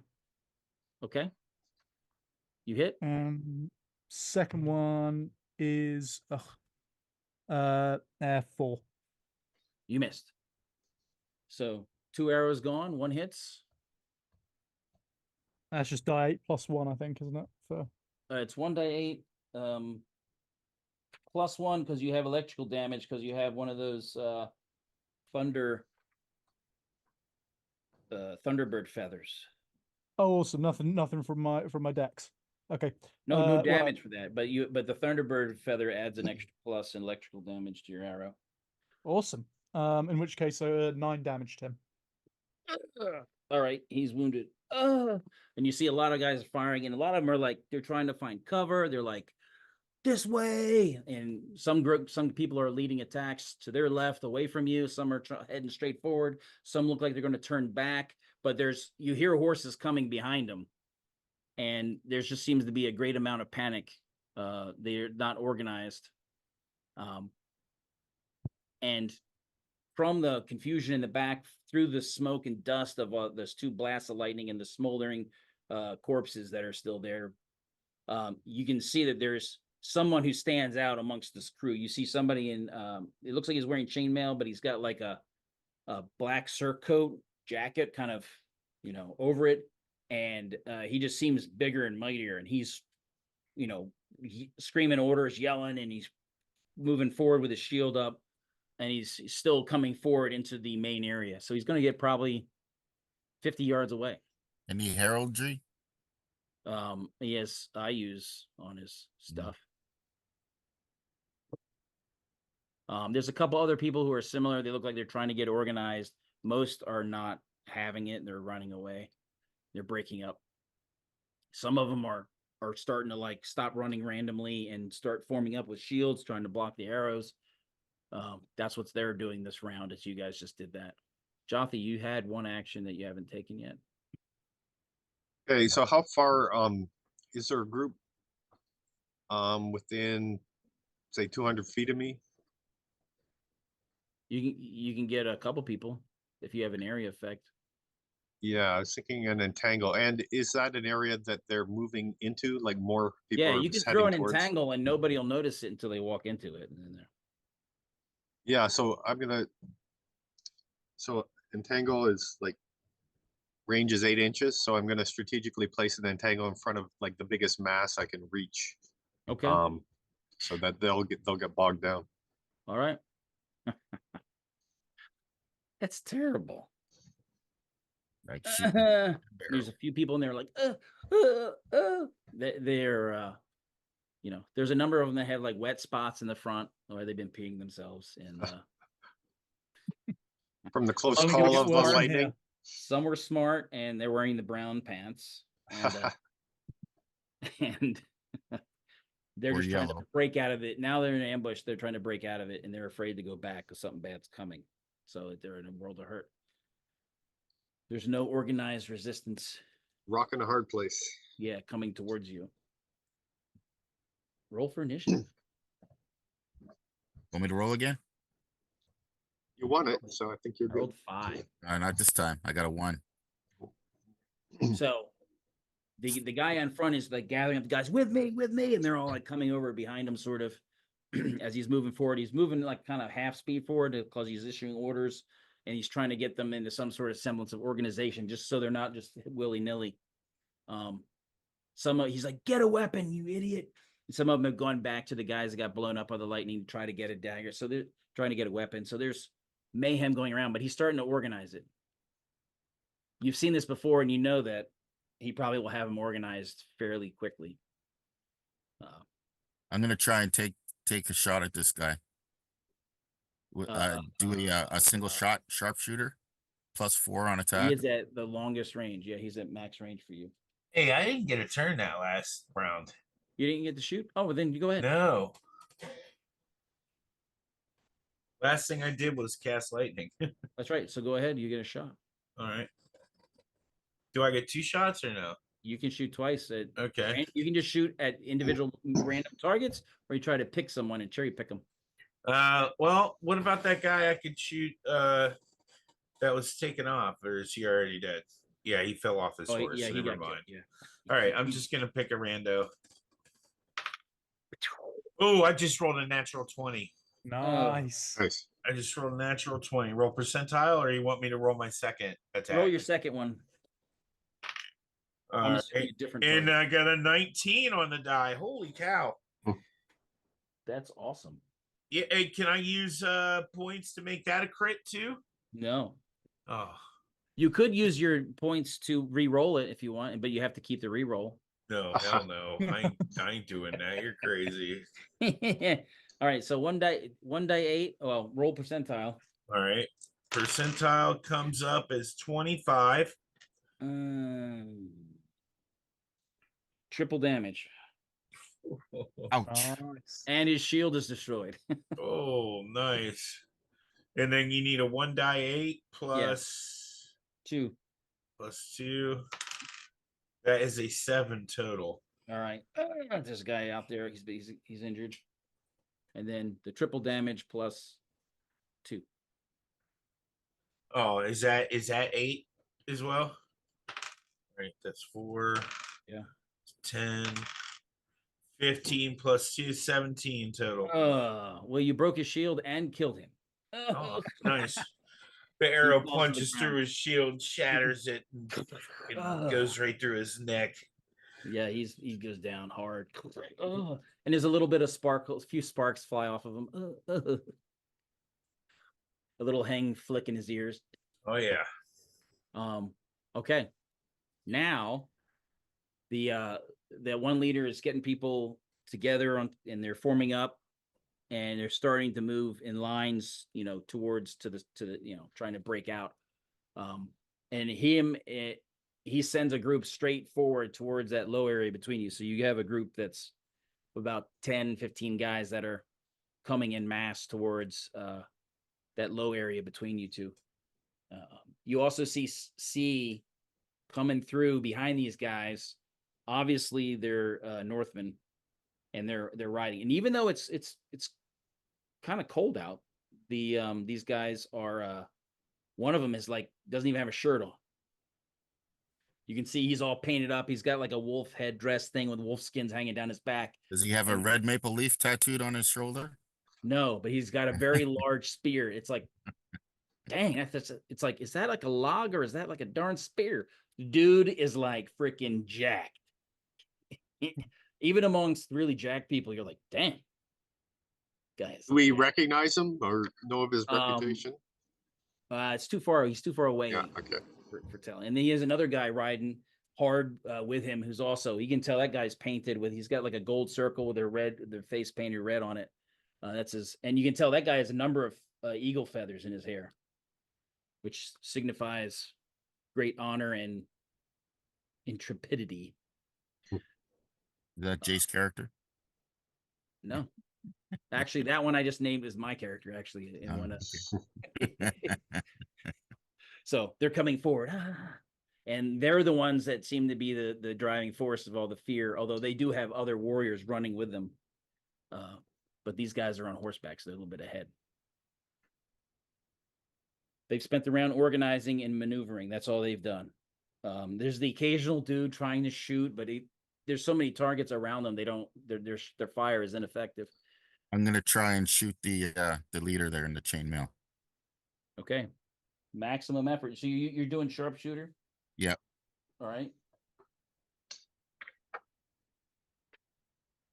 So Miss. He's got a quick displacement. Just kidding. it'll be a total of +5.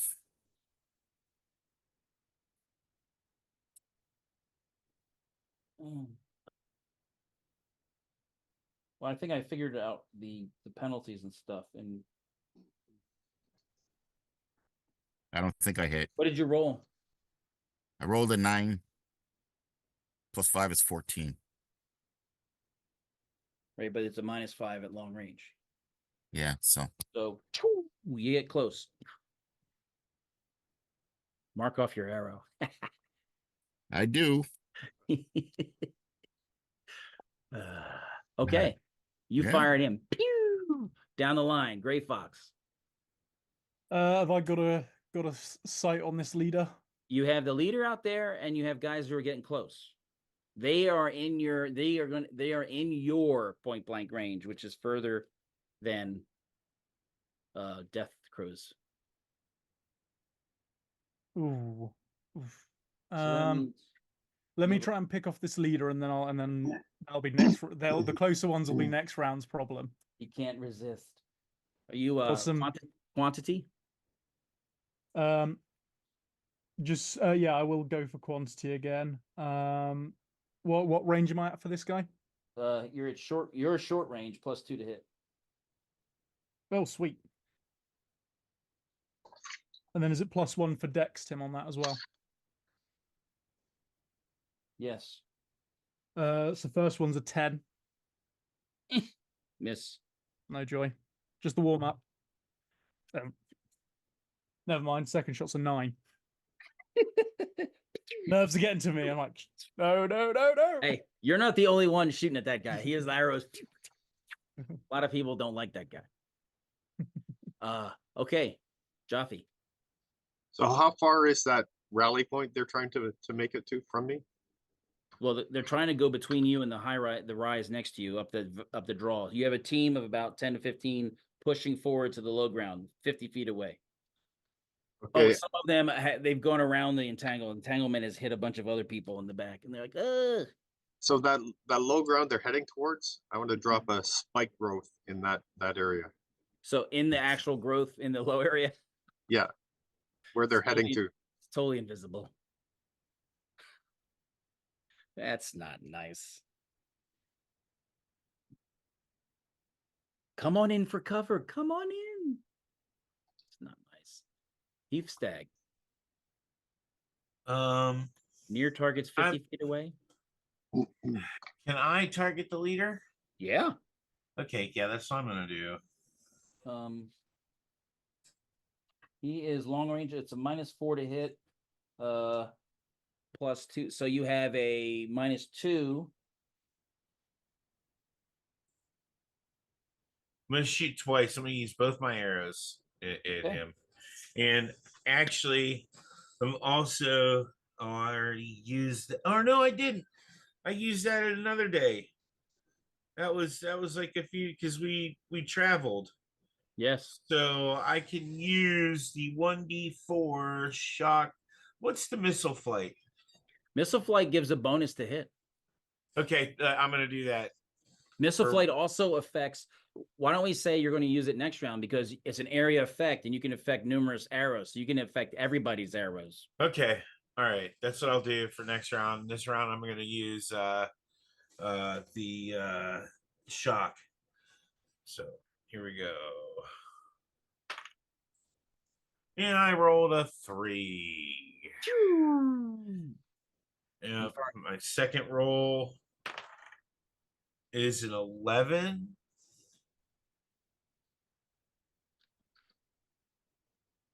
11 total. Yeah. A natural 11. Yeah, natural 11. Yeah, I don't you know what missed. the total is. Okay. Yeah, you missed. All right. That was my turn. All right. I'm looking for something here. There we go. That hurts because that was my shock arrow, fellas. Did Jaffe go? I did spike Oh growth. yeah, he did spike Yeah. growth. He just basically put down he tangled went. foot and concertina wire combo in the low area. That's not nice.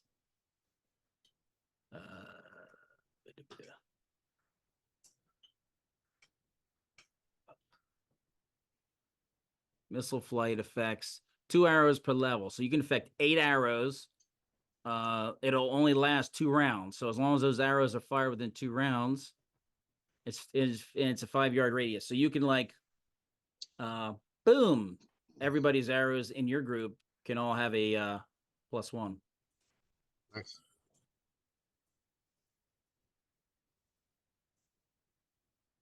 I think it's +1.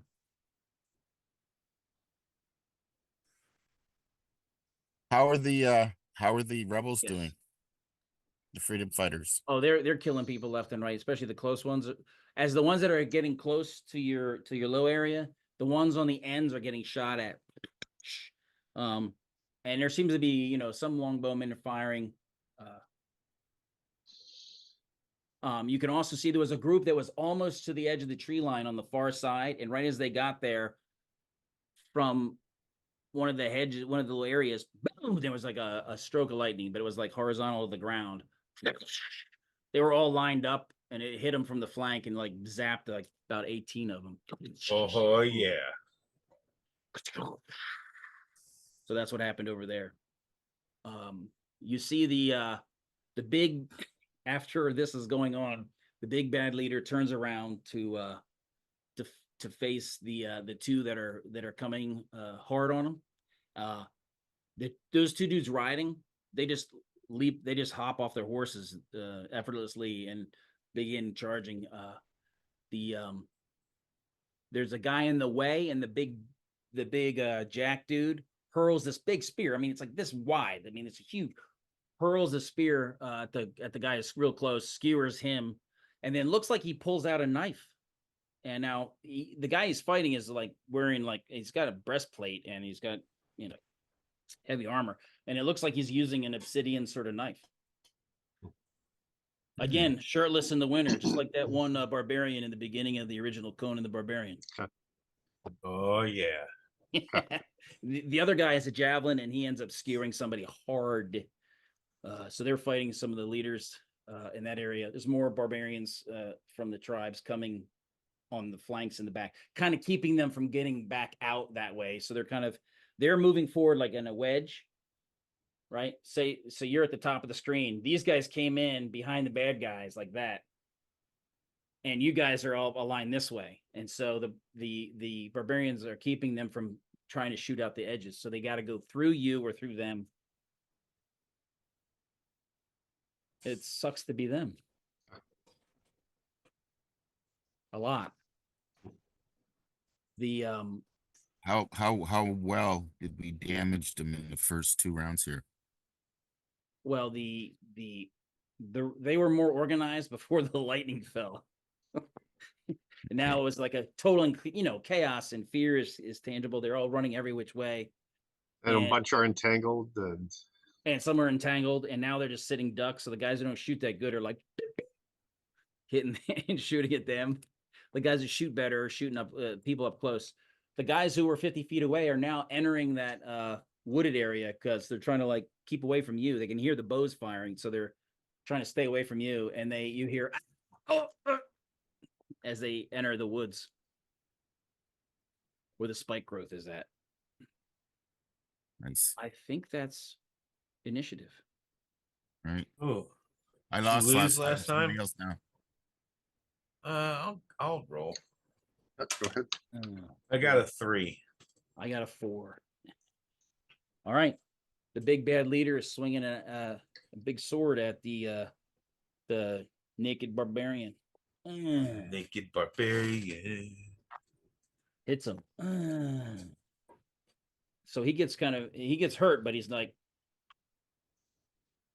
he dodges most of it, even though he's not wearing any armor. He's really fast. And he's now, and they've closed now, and he's going to put him under the knife.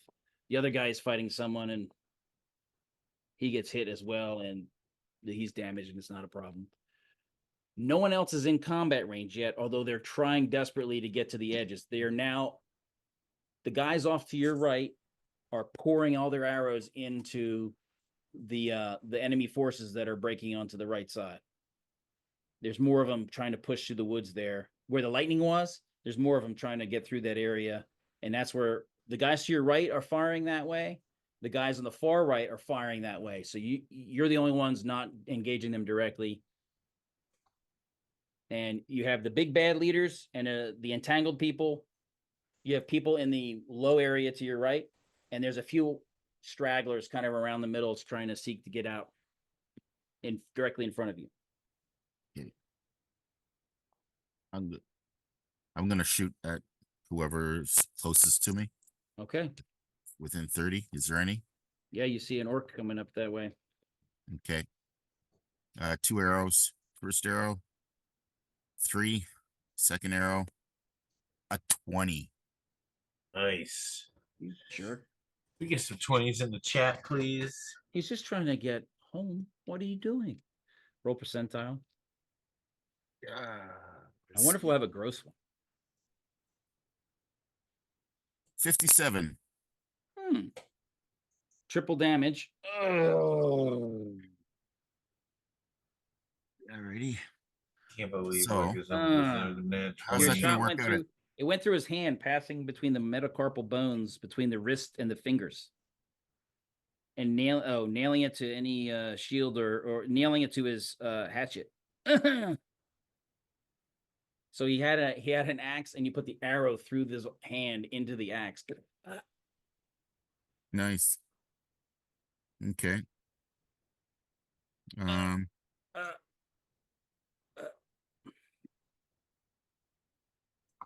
So triple damage. The it's already within 30, so it's No, I didn't say he was within 30 feet. oh, okay. He's not within 30 feet. No? Okay. Short range. Not 30 feet. 2. Because he's not going your way. No one has seen anything good happen. Anyone has come off to this right to your immediate left. Nobody's seen anything good happen to anybody. It'll be 14 points of damage then. All right. It hit him, and he ended up like the arrow kind of went through the handle, and then he kind of tripped and fell on it. Okay. It's hard to say why he got killed if it shot his hand. And that's it for me. Dead. Gray Fox. So the guys who were approaching on us, they're now kind of moving away, but getting ping cushioned. Right, by they're just to your slightly. right. They're to your low right. And these nasty leaders you've got, have I got a clear shot on them, or are they engaged in combat that I can't get a clean shot? The big dude who is in combat directly. There's a number of other people who are kind of around him. There's some that are in entanglement, and there's some outliers to your front left that are just. And they'd be friendly targets, or are they hostile? Hostile. All those. Oh, so yeah, there's no guilt if I miss then and hit someone else. Nope. All right, let's if he's in a range bracket I'm appropriate for, then, which is most things as an archer. Yeah, so everything's in range. We'll give him a good peppering then. Why not? All right. You're gonna aim close, or you're aiming at the close ones? Actually, if there's some, I just want to ask you, Tim. I've got an arrow of shock that says it does 4d6 chain lightning. Does that hit multiple targets? Yes, it does. Oh, You can aim for a cluster of them. Yeah, and I was gonna say, so can I, in using that arrow, can I take the sharpshooter aiming? Yes. Bonus? So you aim. So I think +4. +4 and then 1 for dex, I think. Well, no, you're going to get. Or just +4. It'll be a total of +7. Oh, very nice. Because they're in short range. So they're short range. So you're. 16 + 7, so that'll be a 23 to hit. You missed. No, I'm just kidding. I missed by 1. So you hit him. That's not nice. Go ahead, roll the lightning. Roll 4d6. 4d6, yeah. I think they're pretty demoralized by now. Yes. Well, I thought he could use. No, this is awesome. A good bit of tickling from Heng. That's 11 on the lightning. 11 plus your arrow damage. 8-sided plus 2. So that'd be 6 on the. Right, so bow. The lightning arcs to the next guy. Roll 3 dice 6 for him. That is 5 total. Yeah. Oh, his hair 2 just 2s and a 1.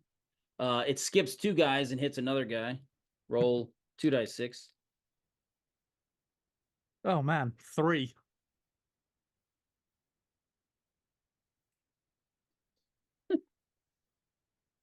And it bounces back to one of the dudes that missed before and roll 1d6. 5. Oh, there we go. That one drops. So it's like that one scene in the end of Raiders of the Lost Ark where that lightning shoots through there. Yeah.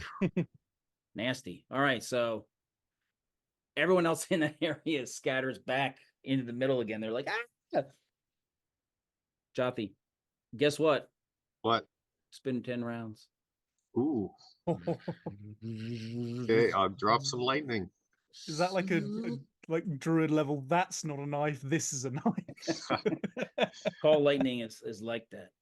So you can drop it into the entangled area. There's a big cluster right there. Otherwise you got to pick a couple because they're all spread out. I'll drop it into the entangle. Get a bunch of them. Okay, and Heave Stag. Likewise. Yes. You actually have a pretty good view. You can actually drop it right into that low area to your right because there's some guys trying to make their way through. They're getting injured, but there was like 15 of them in there, and there's still some guys in there. You can drop it there, danger close, or you can try to drop it kind of near that line that's over there, but not too close to the friendlies, or just somewhere out in the middle.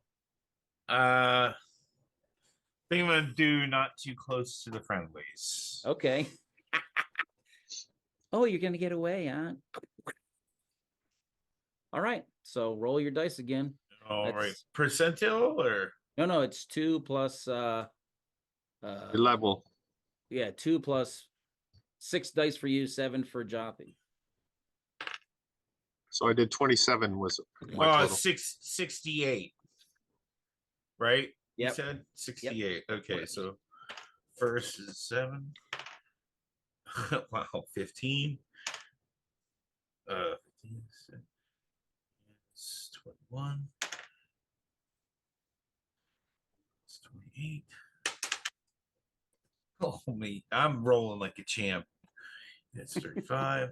And last roll. Wow. That's 42 altogether. All right. You definitely with one. I rolled almost all 8s and 7s. So they were getting so close that the dudes that were the freedom fighters, they were actually switching to hand weapons as they were getting closer. Like, uh-oh. And then their line broke apart, and now there is no offensive going on there. That chance to push out has now just totally failed. All the dudes in the middle that were about to get out of the entangle got roasted. They pre-started the funeral pyre for all these guys, and then I guess that's it. You see the big fight, the leader dude. You see the guy with a dagger. He like sweeps across the guy in armor, and it looks like his blade just kind of like either disappeared or wasn't there, but it looked like it just kind of went through. It disappeared into the guy's armor and then came out, and then you just see blood pouring out underneath the guy, and he just drops dead. This is an obsidian dagger? Yeah. And the other guy stabs somebody in the face really hard, and his head pops in half. That's what those two do. And the rest is just now there is no fight now. Now it's pursuit and chewing up the defeated. So it's mop up operations at this point. Is what's happened. The fight is basically over. Now it's just massacring the fleeing. And there's no place to go. So it's basically a tightening circle where everyone's moving in, and they're just, there's a few people trying to fight, but they're now outnumbered heavily, and now they're just getting, the last few are getting killed. Hey, Tim, will you check your phone, please? Oh. What happened? Oh. All right. Okay. How much time you got? Probably another 15 minutes. Okay. All right. Mike has something that's come up, so he's got to bow out in about 15. Sorry. No, that's all right. Okay, Mike. Ah, you did what you were needed for. Now they don't need you anymore. I kind of figured you were gonna end at 1, right? Yeah. Okay. The goal was to end around. Yeah. 1. So this fight is like petered out, and the freedom fighters are pretty disciplined. They're going and killing everyone first before they go back to try to rummage through and steal stuff. All right. Or take stuff. Any of those arrows that I shot off 7 arrows total. Any of those that can I recover? Should I let them recover arrows, folks? What do you think? I was gonna ask the same thing. You've already got tons of longbow arrows. You don't need to recover any. Oh, But that's what even you if think. even if you don't get your own, there's enough people with short bows amongst the bad guys to be able to get some arrows. So Okay. So I'll be able to replace my 7. you can replace your 7. Let's go down and greet our brothers. Yes. All right. So you can go down. The 2 there in the middle, he's got the leader in front of him, and he's taking the jacket that said I use on. He's taking that. It's like a mercenary captain's, black jacket. And the other guy's looking at him, and he's trying to put it on. And his arms don't fit in the sleeves. His arms are so big. He's like, So he has this knife, and he's starting to cut the sleeves off. Oh, Hulk Hogan. He's cutting the sleeves off. And when you come over, they're like, you can tell these guys are part of the Pelu as well. You haven't seen them before, but they're part of the Pelu. Greetings, brothers. They're brothers. They greet you, and they're like, yes, on the field of battle we meet. I pull out like, my longbow. I am Flame Wolf.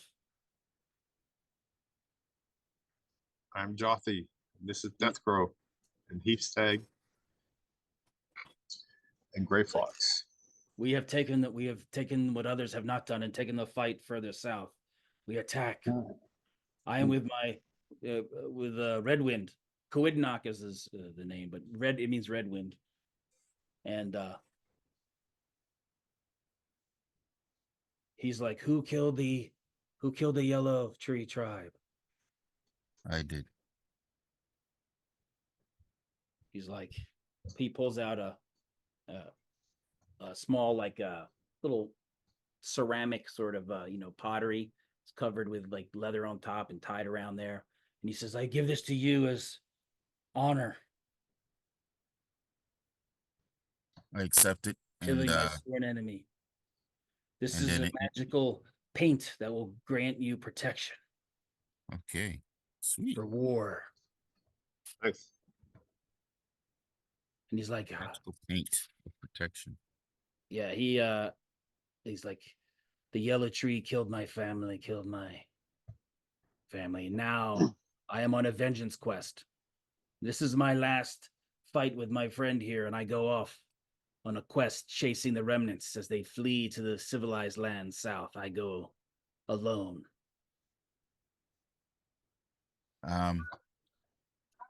Which one was from the Paynim tribe?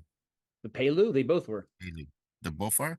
Yeah. Okay. I ask if they're aware of the situation from, like, has things improved? Or did They were remain- operating out this way before that even happened. Oh, okay.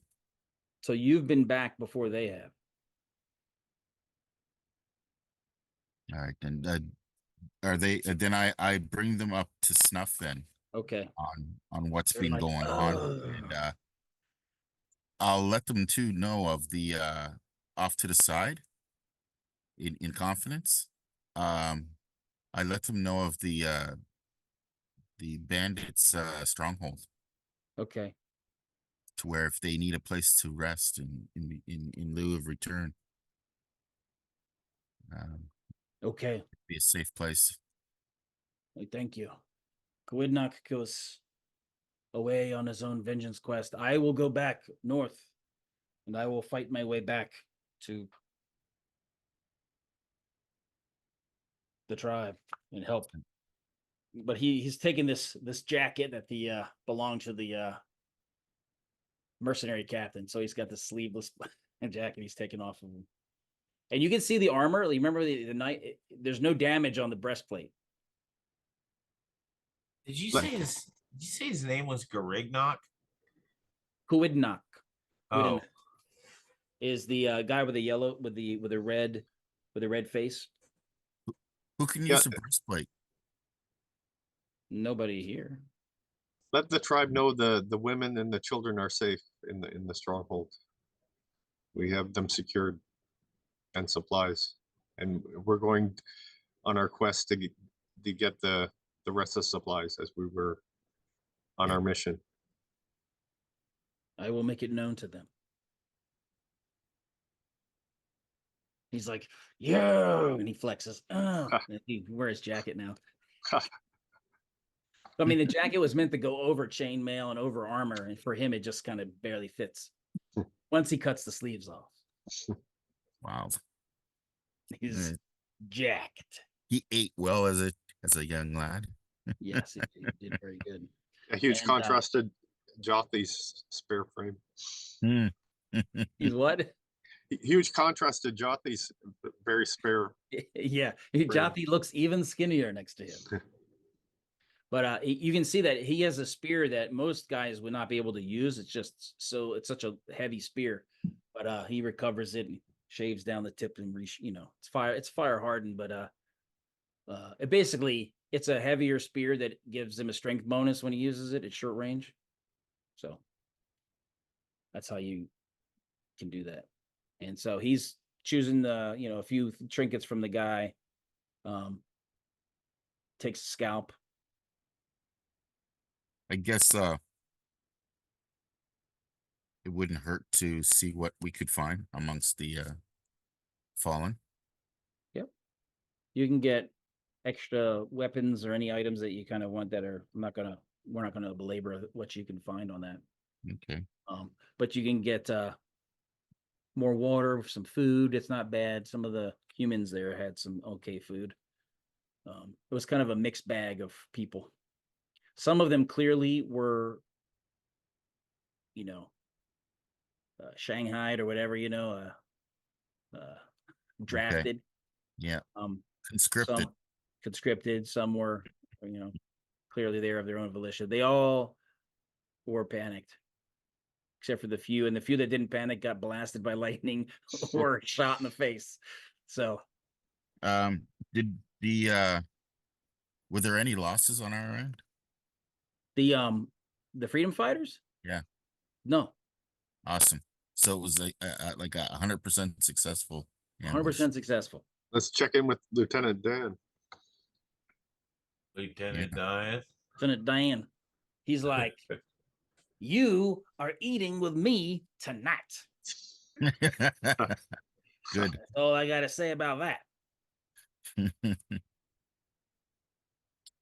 So Celebrate.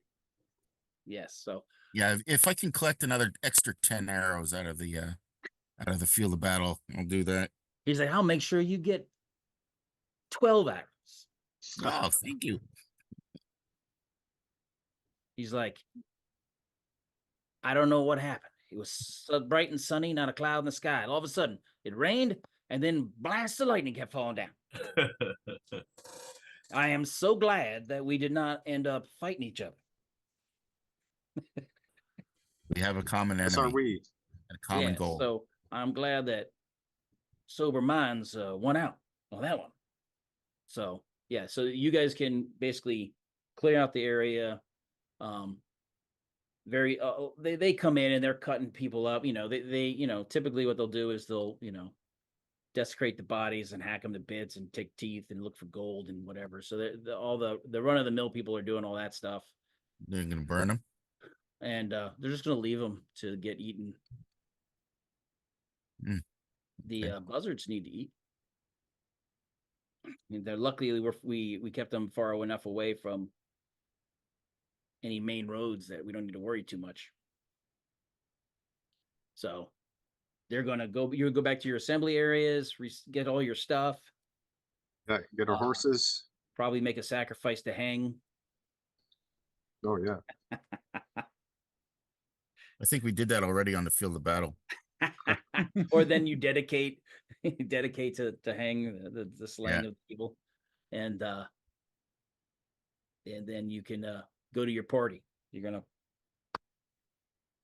It's gonna be, it takes a little while to get there, and then they have a big cookout, and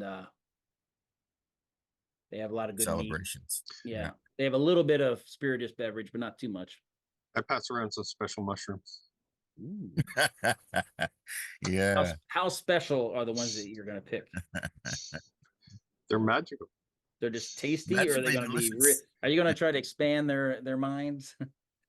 Yeah, it says the cement our alliance. And I'll spin a tail. I've got like 17 charisma here. So Yeah. I'll spin a tail, like of the battle. Like I'll rehash the battle on how, and I'll actually like dramatize a little bit with the freedom fighters and how diligently their arrows like sunk true each time, and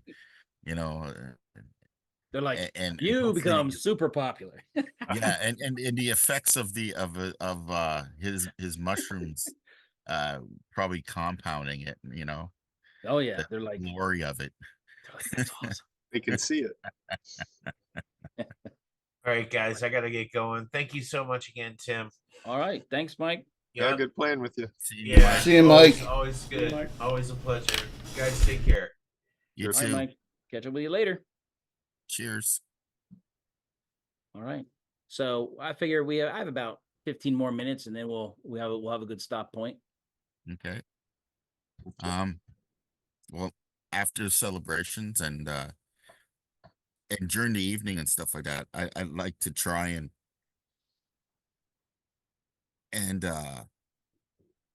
solidify like a level of like not a peace treaty, but an ally, like make allies of these guys. Oh no, you are. Oh, and And I want to find who casts that other lightning on the other side. Oh, okay. Yeah. Yeah. You can find it was Damar's got a wand Ah, of lightning bolts. nice. So he thought he was cool. He used it right at but you can tell by the timing and the way he used it, he's very sensible, and you don't just start you could waste stuff like that and it would ruins your advantage, but he waited till they were compressed in a line and Yeah. he was off to their side. And I compliment him on his strategic use of the magic. thank you. I really appreciate you bringing the thunder. You guys bringing the thunder and lightning. He's like, yeah. Hang presided. if you need some help from us, you let us know, and we may ask you for some help. Yeah, we may need help when we're coming back. We're gonna have supplies that we're taking up north to our brethren. All right. Well, I tell you what, this area is tricky. There's people in the fell lands that hate everybody, so nobody's safe around them, not even us. There's some places where they're going to be helpful to us, but they might not know, like strangers. So why don't we do this? Why don't we move together, and I'll help you get to where you're going. You're going to tell them where you're going south, kind of the direction you're going. Yeah, the general area, not details. He's like, yeah, because there's that road from Fort Skagund to Gloucester, and that road, it's got patrols. They got patrolling around it. There's a lot of more activity on those things. It can be tricky. So we'll help you get near where you're going, and that way, if you get caught, you just bring more attention on us, and we don't want that. And that way, we don't accidentally bump into each other doing different operations. We can make sure you get there safe. Sounds like a wise plan. There's some people we've paid off, so there's even some people that probably would work for the bad guys if they could, but we've paid them off, so they don't do that. So Okay. Hey, we appreciate your assistance. That's what we'll do. And so at that point, after you party out and they strip the bodies and you get your stuff all back together, they'll begin that escort. That 120 miles is going to be a lot easier. It's not really 120 now. It's probably 100 now. You know, it's going to be a lot easier for these guys because they go on different hidden routes and they know the troubled areas. They can get across the road. So they're going to get you. They're going to get you within like 15 miles of your destination without you telling them. You know, they get you pretty close. And they can go ahead and lay out the different farmsteads. They describe the area, and they're laying out where people live and stuff like that in that area that you're going to. And in that group of things that they're identifying, the place you need to go is one of them. So they've kind of clarified all the different farmsteads that are around there. He's like, because he doesn't know where you're going, so they just kind of gave you a general outline. Thank you for your help. We are now brothers in battle. Yes, we are. Baptized by battle. All right. Baptized by blood. So you can trade knives. You can do different like uniform things. Like, hey, what's that little thing you get? And, you know, militaries do that. They'll change badges or ranks or, you know, different things like that. Crow feathers. Yeah. So they want to go ahead and do that. And oh yeah, definitely. And so you're going to get basically to 15 miles away from the farmstead where you got to go plant the feather. Yeah. And you know that it was like you plant the feather one night and then you wait a day or so and then you go back and check and you do that until somebody leaves a sign. Oh, ask him if there's a trading post around that we could trade these furs. Yeah. The problem is it's on that road from Fort Skagund and We'll worry about that later. Okay. Yeah. I was thinking we might do that when we have to go away after dropping the feather, right? There's plenty of opportunity down that. Do you tell them that you're gonna? Well, you don't know where you're gonna go, do you? Well, I can't remember if you were told. I can't remember if you were told where you were supposed to go, or if I already decided where you're supposed to go afterwards. Do you know where you're going eventually? No, I think I decided that. All right. Okay. Then he said there are a number of trading posts around here.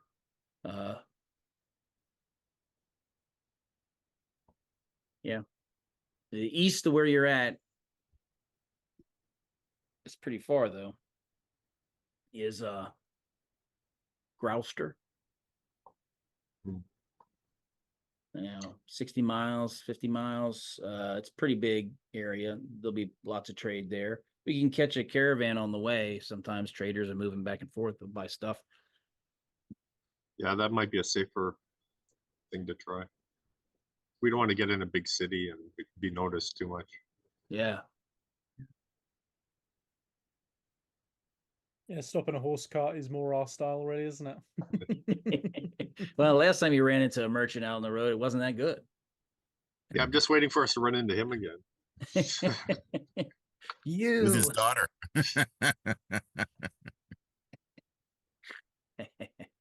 That's pretty funny. All right, well, so you'll be able to get to within eyesight at night of where you need to take the thing, and that's where we'll stop. Oh. Okay, cool. Awesome. That's a good place to stop. At least Red Fist is with us this time to where we don't have to worry about any diplomatic misunderstandings. He would have been good at the carousing and drinking though, and he would have definitely had fun running amok amongst the the bad guys.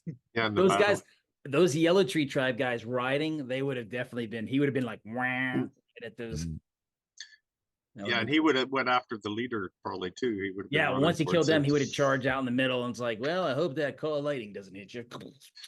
I'll definitely take trophies from those two yellow trees to bring back to Red Fist.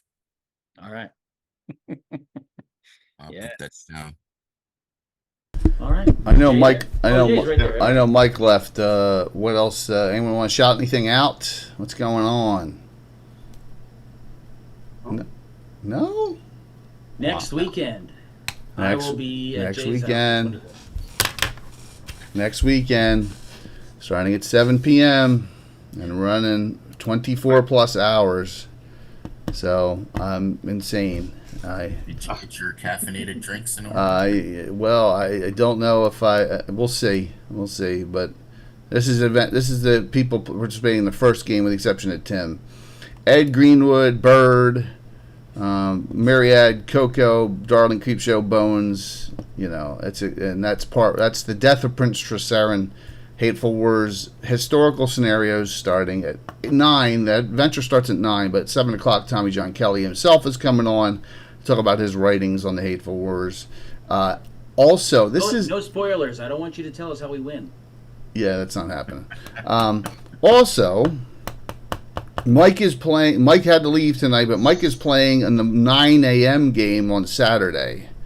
So that I just showed the first group. That 9 a.m. game is Mike, Rob, Phantom, Tim, Coco, Stronghold Tim, first time he's ever played on the channel, and April Nicole Hill, Stiletto Assassin. 2 Tims, and they're both Army, right? Yeah. I think he's Army. I'm not sure if he's Air Force or Army. That's your. Whoa. Yeah, I'm not sure. I mean, you can ask him. He's still active, by the way. And then the 3 p.m. game is Brett, Curtis, Coco, Tim, Korg, and Chuck Cumbo, and hopefully a special guest I'm still working on.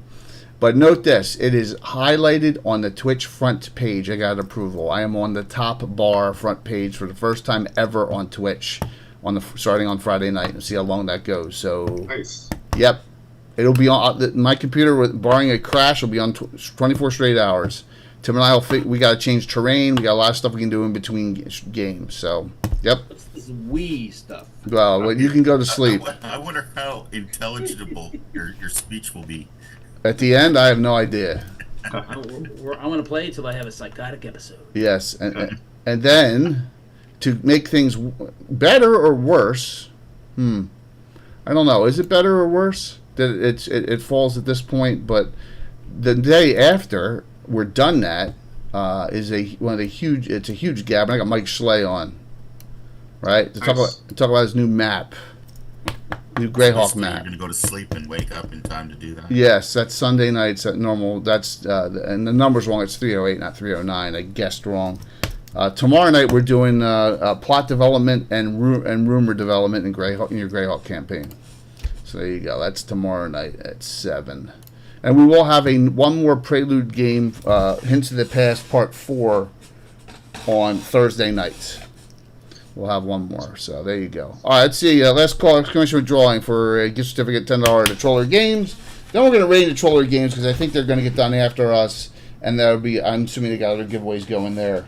So, yeah, I've been, as you can see, I've been doing a lot of work as this stream's been going on. So, it's a lot. It is what it is, man. All right. Yeah, thanks. It's great to have a producer. Yeah, it is, isn't it? Don't get used to it. All right, let me see who wins. We'll eventually have to figure it out. I know. Nah, you don't have to. It's a lot of work, man. It's a lot to do. There's always something you forget. It's a lot. See you guys in a year and a half again for. I hope not. No. But in 2 weeks we got another City State game. Yes. So you get to deal with Dervilia again. I know you love her. Right, Patrick? Yes. If you say you don't, then she'll just kill you. So you better say no. She doesn't kill allies. She only kills those who deserve it. Right, Tim? I think so. Yeah. That's comforting. And she hates slavery, and she hates, Winner tonight. DM Chris, 1972. There you go, dude. I will send you that gift certificate very quickly through a Discord message. I mean, not Discord, Twitch message. So I got it. Give me about 10 minutes. No problem. Once I end the stream here. So you win. Congrats. You're one of the first people to log in. So yeah, we're going to raid into Troll Lord. They're still going. Let's raid into them because I know they got another giveaway going. So it only makes sense. And hope everyone enjoys their weekend. I'll see you Sunday night. All right. Yeah. Thanks a lot for a fun one. More Underdogs. Wow, we got it. Thanks, Tim. Thanks, Jay. Yeah. Hey, Naz, man. Good to see you. I mean, it's been a long time. You got to come on more often. Yeah. I want to know more about this Hong Kong girlfriend, too. Oh, well, I'll tell you, I'll catch you up after the stream on that one. Yeah, all right. Oh, pics in Discord always help. You know that. All right. I'm going to the wrong button because I'm an asshole. Hold on one second here. And it's the wrong year, too. We haven't done this group so long. It says 43, and I was like, oh, God, I never updated these. Oh, my God. They're still ready to go, even it's been a while. Yeah, setting the raid up. Doom, doom, doom, doom, doom. See, Tim, you never know how to do all this Yeah, crap. you guys are like a natural. You fit right back in. Yeah, it's a fun group.